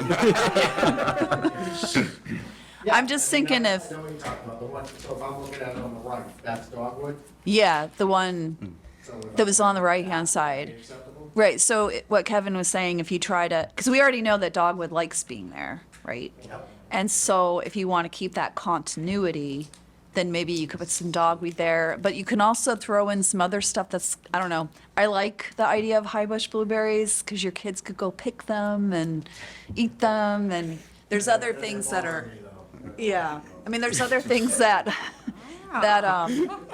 could be used. No, that's keeping them out of the garage. Yeah. That's giving them something to do. That's, Money on the way by. Yeah. Okay. I mean, so where do we go from here? Well, I would like Kevin to be able to tell us tonight, rather than continue this again, because I know what the cost is every time you bring him here. Nothing personal. yeah. so, yeah, that's the wetland. There is, so the upland lower story is not good existing there. The sweet pepper bush would be something, they have glossy buckthorn, common greenbrier, and Japanese knotweed is Oh, the, so, yeah, I'd say some, probably more low bush blueberry, and sweet pepper bush, and then we just need to come up with a density. You want that to become naturalized. It's not necessarily gonna be as, you know, as wiffle ball court, as wiffle ball stadium, you know, so I'd say a mix of some of those, and the conservation mix will naturalize if it's not mowed, and it's just, it will turn into a woodland eventually if it's left to to grow and to cultivate itself. And by the way, on the cost, one of the biggest costs is sending my guys out to locate all those trees and flag them and then make a plan. That was, you know, about 12 hours of survey crew time to meet that regulation. And How much an hour? we would basically, after the meeting, we had to respond, and that is the response, to do exactly that. And then we had to have my landscape architect count all those trees, do the math for each tree equals this many trees or this many bushes, and then find a place to put them. Yeah. It I takes understand. time. Right. So So let's get an idea. I actually feel guilty of when he's what- saying it's $10,000 to get a barn, so. How many you can put in there? What would be appropriate for that? I would space? say, about, in this area here, about 15 bushes would fill that. And would you put seed mix in between? Yeah, I would do, yes. So I would plant them and then do the seed mix all around them. And And then, what, do you have an idea of what types of plants are in there? Or in seed mix? it's on New England Wet Mix website. I do not have it with me, but it is it's a numerous mix of grasses, flowers, and they're all native to New England. Right. Everybody's using them. All So the they're more conservation. low ground? Yes. So that they won't outgrow? Yes, but you will get, birds will do their thing, and there will be trees growing in there eventually. Yeah. So, if we were to approve this tonight, would everyone be okay approving it, subject to him giving us a plan on these 15 prior to construction? Is that your motion? I'm not ready to make a motion yet. Yeah, we still have haven't opened it up to discussion. the audience and discuss it and everything, but Okay. I'm just asking for a consensus. Would that be fair? I think that's a reasonable statement. We've had cases where someone's come before us and we've said, need to come up with a planting plan. They've sent it to me and I've said yes to, and oh no, change that. And that Yeah, hasn't cost any Yeah, money. That's what I'm, And I don't mean to come across as a cheapskate, I mean, if you No, do a but- project, it's gonna cost you money. It's just- right. But every time you're back here, it costs more and more money, yeah. Very expensive, Yeah. very, very expensive to come in front of you. Believe me, I know. I've done it a few times. So, all right, let's discuss. All right, so I think, have we all agreed on, we're okay with just that area? Or do we want to also, don't get mad. There's also this little area here. There's also this little area here on the other side.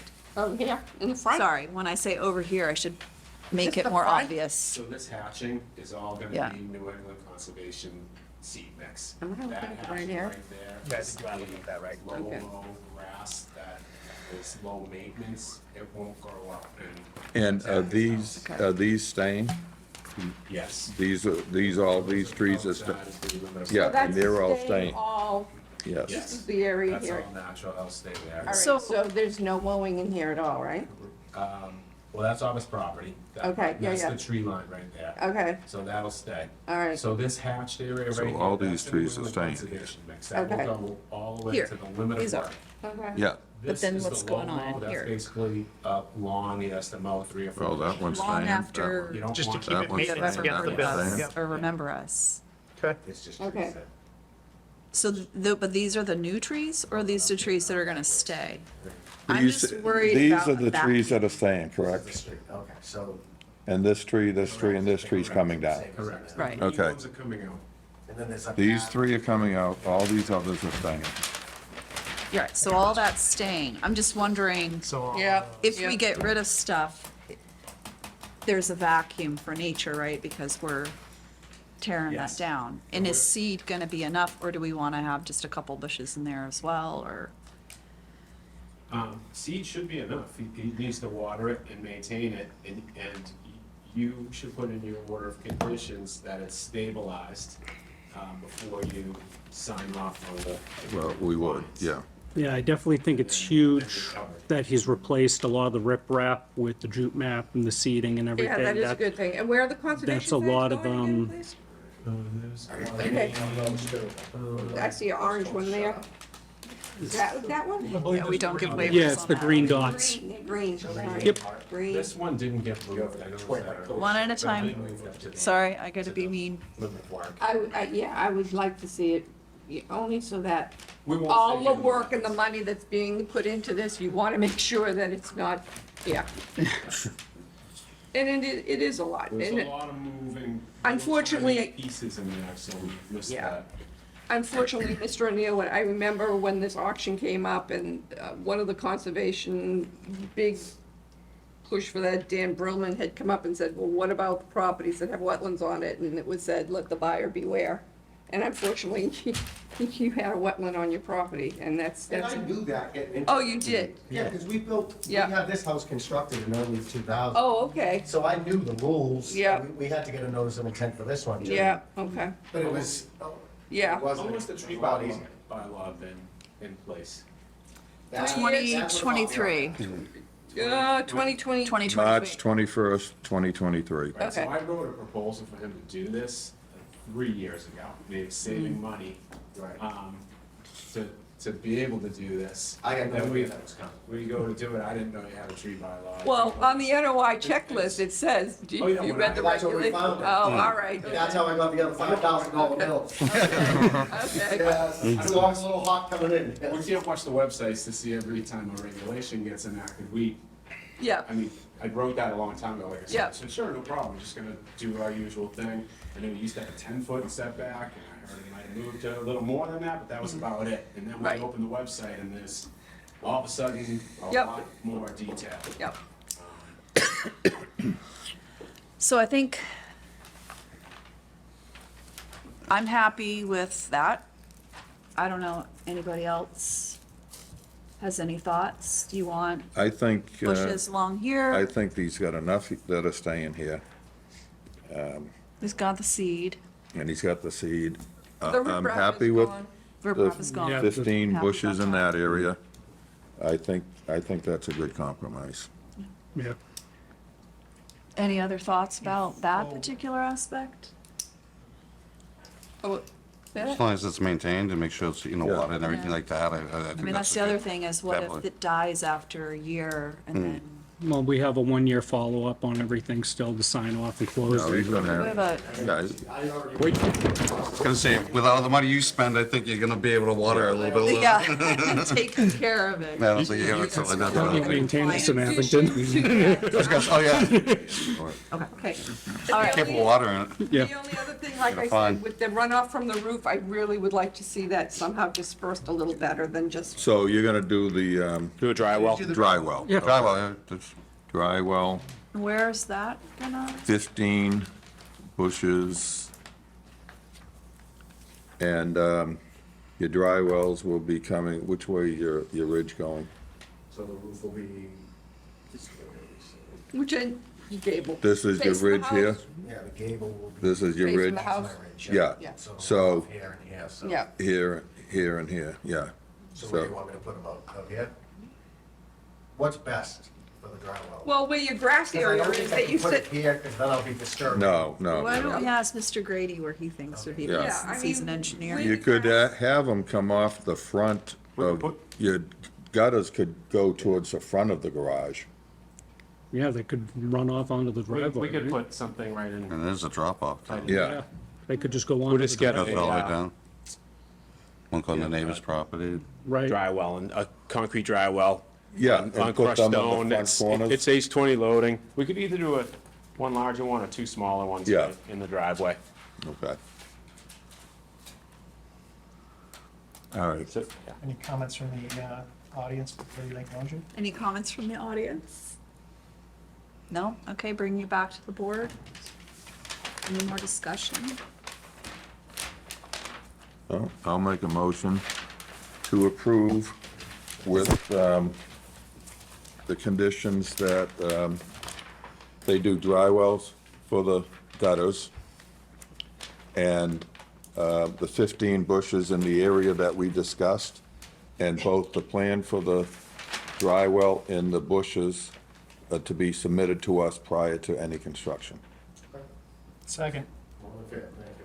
And I would say add invasive species management into there. They should probably have some invasive, species. as part of the plan, have invasive species management of getting rid of that knotweed and any. Yes, yeah, where you're gonna put Stuff. the bushes, yeah. Yep, could that be in the order of conditions, right? right. All right, can I get a second? Second. Already did. All right, sorry about that. All in favor? Aye. Aye. Any opposed? All right, unanimous. Okay, thank you. Thank you. Congratulations. Thank you. So you've got a ways to go before you start construction anyway, so. We'll come up with an order of conditions for you. Yeah, I'm familiar with that. We can do that tonight, or we can Okay. do it at the next meeting. What's up? A little similar. Okay. Do you want us to do it at the next meeting? The order of conditions? We'll do it at the next meeting. Yeah, next meeting. And you can attend and then, so you know. Yeah, I skip parking practice. Okay. I'll trust you. Okay. You're still practicing, huh? No, it's not. Oh. I've given up on that a long time. My daughter's All right. All right, thank you, guys. All right. And one more thing, that we will require a pre-construction meeting in our order of conditions also, okay? So we're in the order and. Right, Yeah. okay. Okay, great. All All right, right, so we thank just you. need to, well, we haven't. Thank you, Mr. Grady. We'll do the orders at the next meeting. But Okay. Get an audience. All right, coming on. Request for determination of applicability, Massachusetts Electric Company. Only one person speaking right now, please. In front of Paul. Sorry, go ahead. Sorry. Request for determination of applicability, Massachusetts Electric Company. I appreciate it. I can't read the rest of this because my eyes are going, but Massachusetts Electric Company 64. 64 something conversion J1. project. She knows. Hello. Good evening, everyone. I apologize for my voice. I have a bad cold. Okay. Sorry. As we discussed in the last meeting, the main issue on the table was the complete removal of all 19 poles within conservation jurisdiction. And that included poles within the 100-foot buffer zone to BBW, as well as riverfront area. All of these poles are within the roadway edge. So National Grid, MECO, agreed to remove the poles completely from the ground. However, there's a caveat. In many cases, there's Verizon and Comcast wires. So when they're doing these pole replacements, they often have to leave the old pole partially in place somehow, which can delay the timeline of the replacements. However, they do intend to remove these poles fully, and the estimated impact that was included on the RDA, which is a 4-foot by 4-foot impact, at most likely 2 feet by 2 feet, would be incurred only at the base of the pole. And just as the BMPs included in the RDA, they would have sediment controls around the base of the pole to control the sediment, and they would backfill sediment that they took out of the hole. And if any fill is needed, they'll be bringing in clean fill for that work. I believe that covers everything. So I'll turn it over to the commission for any questions. Okay. Any questions? I just know they're famous to not adhering within the 90-day guideline for replacing double poles. I don't know how long we leave open how long it can stay open within the disturbed areas before remediations have to be done. Is that something we have control over? I mean, we do have control over, we can have it as a condition. Because traditionally, utility companies are notorious for leaving double poles for very long periods on end. Within my research, a lot of towns have gone to points of years going past of double poles that they haven't finished, or other companies have transferred their utilities and they haven't come back and removed the other poles. So I don't want to be revisiting this 2-3 years from now that the old poles are still there. Because it's not as simple as them just chopping them off at the base now that they need to remove them. So I don't know if we. So what would the plan be for that?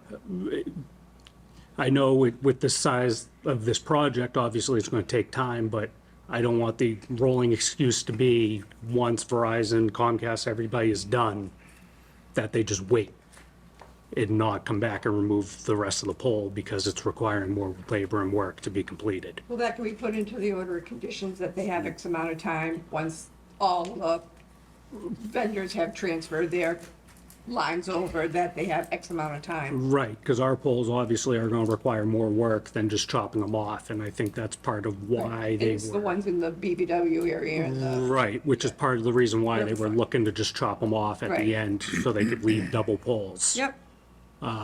I just don't want to be seeing this in the future, almost to the point of forgotten history. I know what you mean. How much oversight do we have on the other vendors moving their wires in a timely manner? I mean, and I'll point, case in point, 18 and 139. Exactly. It's a tricky slope on this point. They own both poles within. Right. You look at all these jobs historically, and it always turns into a finger pointing game of why is there half a pole still hanging here? Right. And everybody blames everybody. And it's all going to come down to coordination of the jobs. And then most of these poles, just from looking at the map, I don't think we have to worry about truck access within buffer because they're able to reach almost all of them from the road. We have the clearance from National Grid, Mass Electric. What about the other municipalities coming in also? Do they have to file with us? And, this just more, I looked more into this after the last meeting because this is a common issue with other towns when these projects happen. And I just don't want to see this get dragged out years on end because it's being overlooked. But I don't know what kind of leverage we have to prohibit that from happening. Yeah. When you looked into the other towns, what were there? It turns into unfortunately, what seems to be the common synopsis is it turns into a finger pointing game. They call the media, the news shows up, does a story on it, and then the double poles get remediated rather quickly. Or it's a whole town of double poles of 30, 40. There is a case on the table for the state of Massachusetts legislation for a bill to hold the utility companies accountable for double poles past 90 days, but it has not passed yet. That's been in the works for a couple of years, but it's something that has been in the works because it creates an unsafe condition. So it may be something that's completely out of our hands, but I just don't want it to be completely forgotten because now we're trying to have them do the right thing and remove the disregarded pole. And that's my fear now, is they're just going to leave it completely instead of just cutting it off because we want it taken out. I think that's where you get the quandary of who's holding who responsible, and okay, we have our work done, but we still can't remove the pole until everybody else moves their stuff over. Right. Which is exactly what we're dealing with at 18 and what they're doing. So I'm not sure how much leverage we have other than to ensure the poles are removed.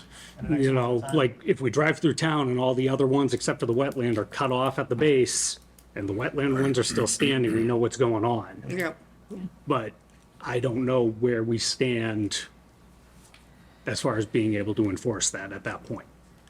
Ideally, we want to remove, they agreed to remove it, but I have a feeling it's going to turn into a circle finger pointing game. I wasn't at the last meeting. How many poles are we talking about?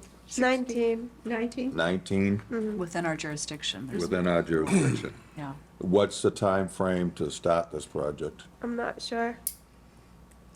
What's difficult is we have no representatives from Mass Electric. We only have representatives from the environmentalists. Well, I think they're not starting tomorrow.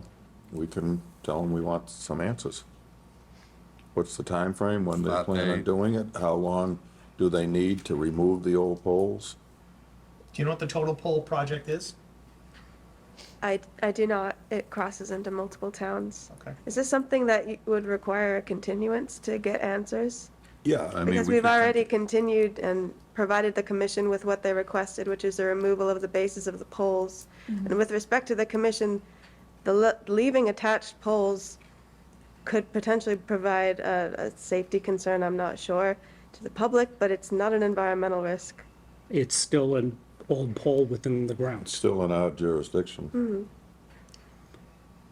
So what are the exact questions you'd like answered?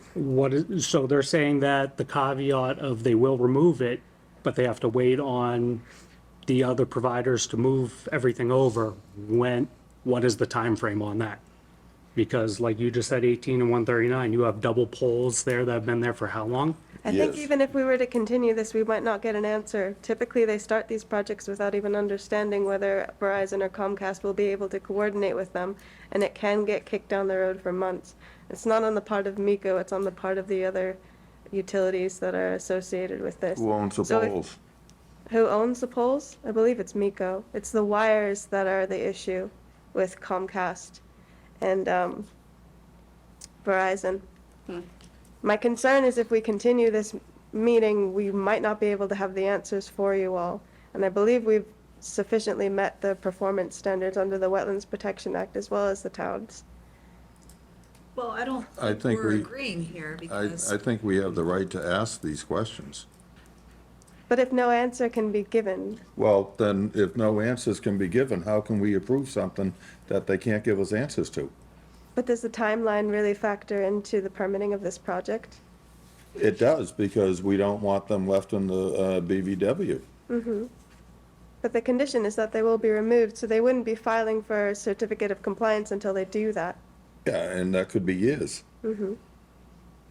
I think we need some answers. this is an RDA, right? And Yeah. so I'm gonna expose my ignorance of the difference for order of conditions for RDA versus an NOI. Well- So, Oh, sorry. is there one? Because I never done that. No, but we can do a negative determination with conditions. Okay. And then they still need a certificate of compliance?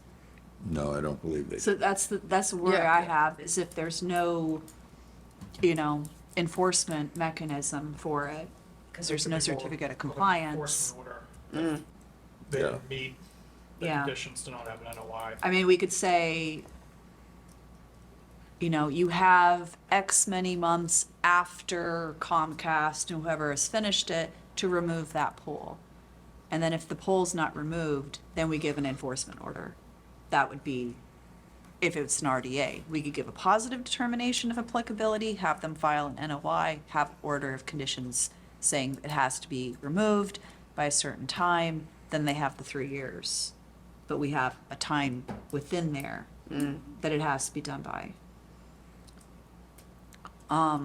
So I think those are the two I options. have to agree with AJ on this. I mean, I think, Because double poles are definitely a safety hazard. They're saying the poles need to be replaced because they're no longer structurally sound. So if they're not being removed completely, then isn't that a public safety hazard right there? But is the commission's jurisdiction public safety? exactly, public safety isn't our jurisdiction, but leaving the poles in our jurisdiction is an issue with us. And you're And working I- within our jurisdiction. And you're working doing the work. within our jurisdiction, and I don't think it's unreasonable to ask for a time frame. Every project we get, we ask for a time frame. I don't see the issue with that. So the RDA with an enforcement order pending.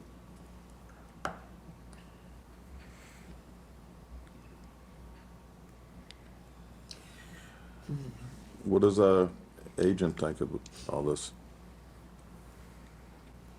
I don't want to put you on the spot. Yeah, for me personally, I think more have in the RDA, the negative determination, doing kind of a public work with a timeline. I don't know, of a couple of years, we don't know when the work's starting, so we gotta Well, kind of. that's the problem. We don't know when the work started. Yeah, but I don't know if we just put a timeline from today, and it's more on them to get the work done, or come back before us. Or come back. That's a good idea. And then if the work's not done, hopefully there's a good line of communication, but if not, we start working more the enforcement order end of it. I'd go along with that. And if they choose not to start for a year and a half, then they're not going to be able to finish. They're going to have to come back to us. Yeah, I would look at it. Yeah, all right. I was just double checking the RDA. I don't think that there's a timeline in it. I would like to say that the initiation would be ASAP, but sometimes, especially with winter, projects get moved and forward No, we get in that. front of this. So I'd be good with 2 years. Anyone else? That they have to be removed within 2 Yeah, years? the project needs to be completed and the poles need to be removed within 2 years. Style of project.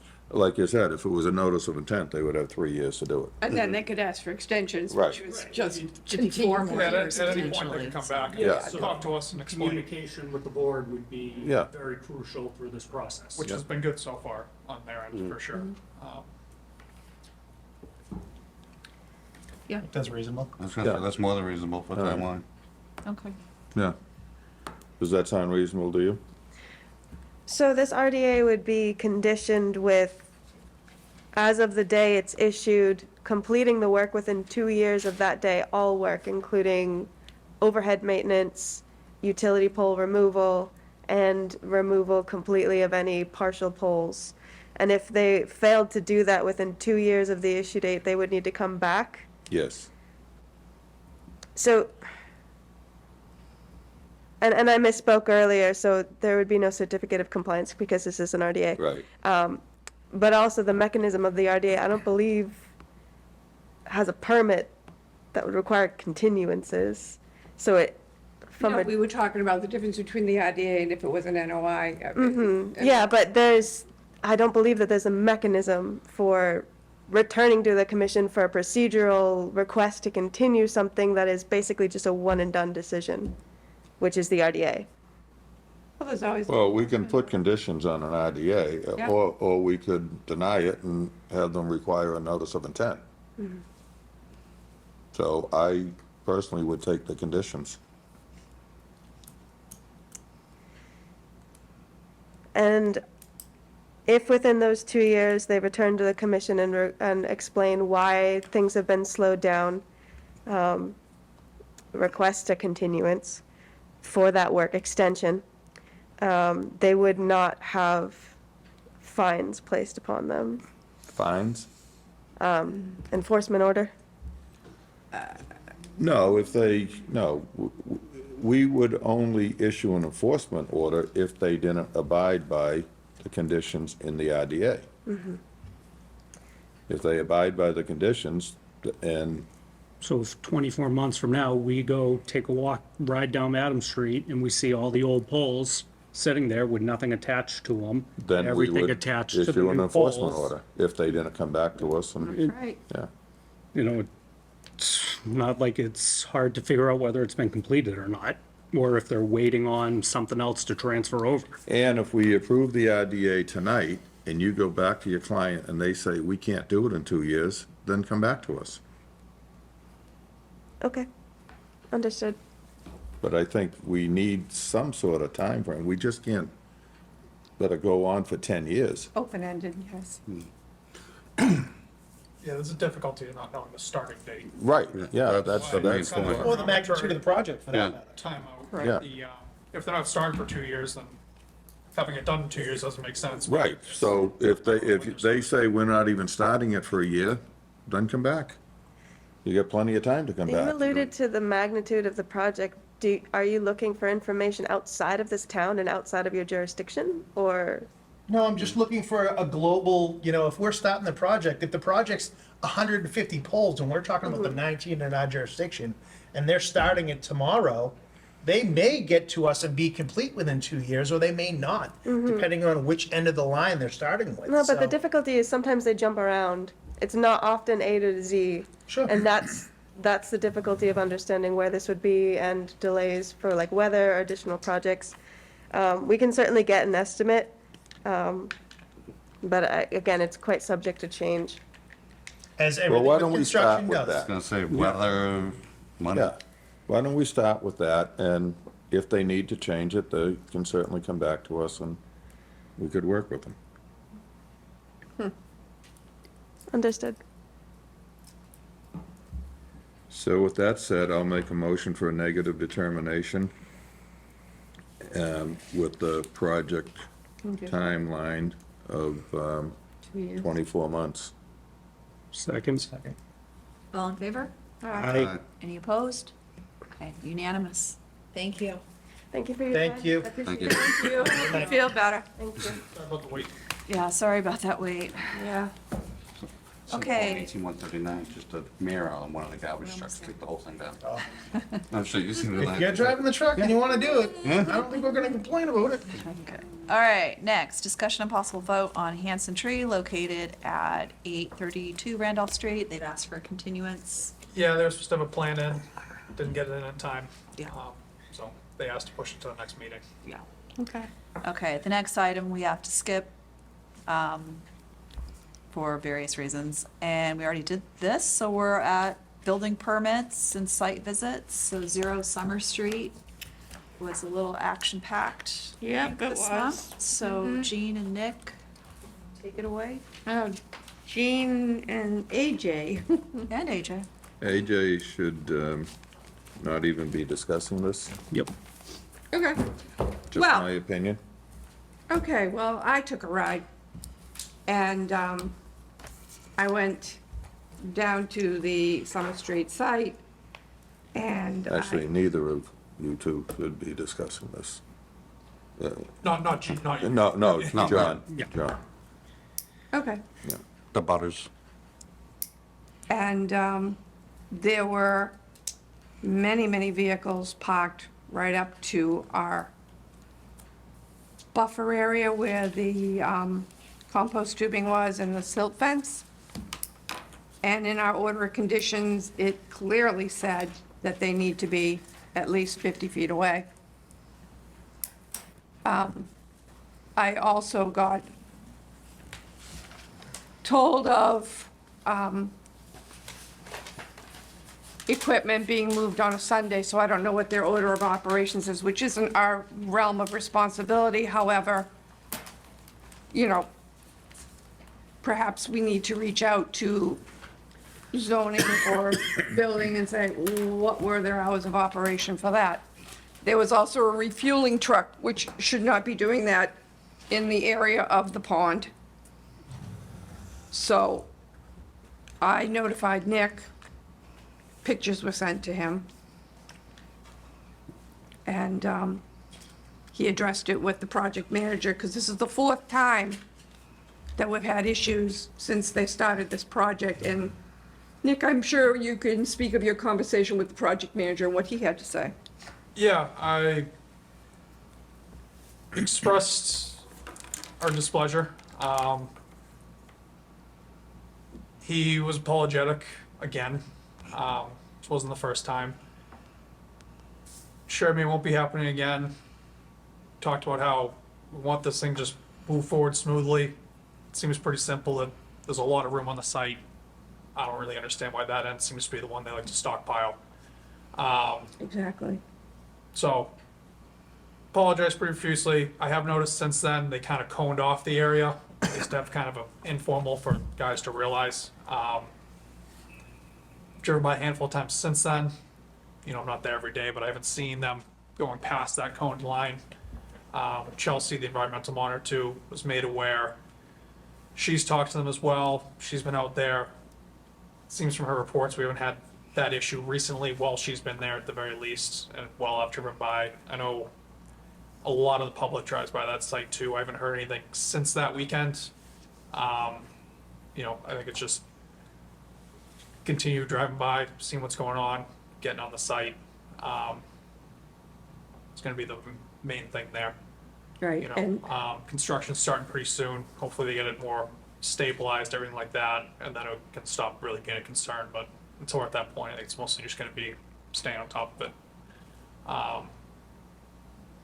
Hopefully we don't have another issue.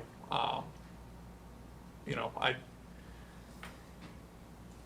think I was a little more clear this time with how we feel about it, how I feel about it.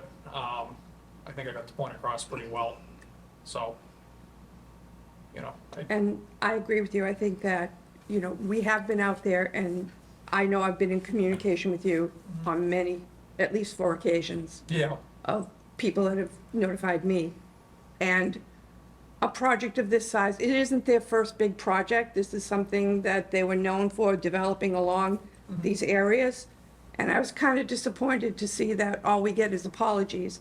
So I think if there's any more incidences with relation to the wetland areas, that there are only 2 big areas to stay away from, that maybe they need to come in and explain what's going on.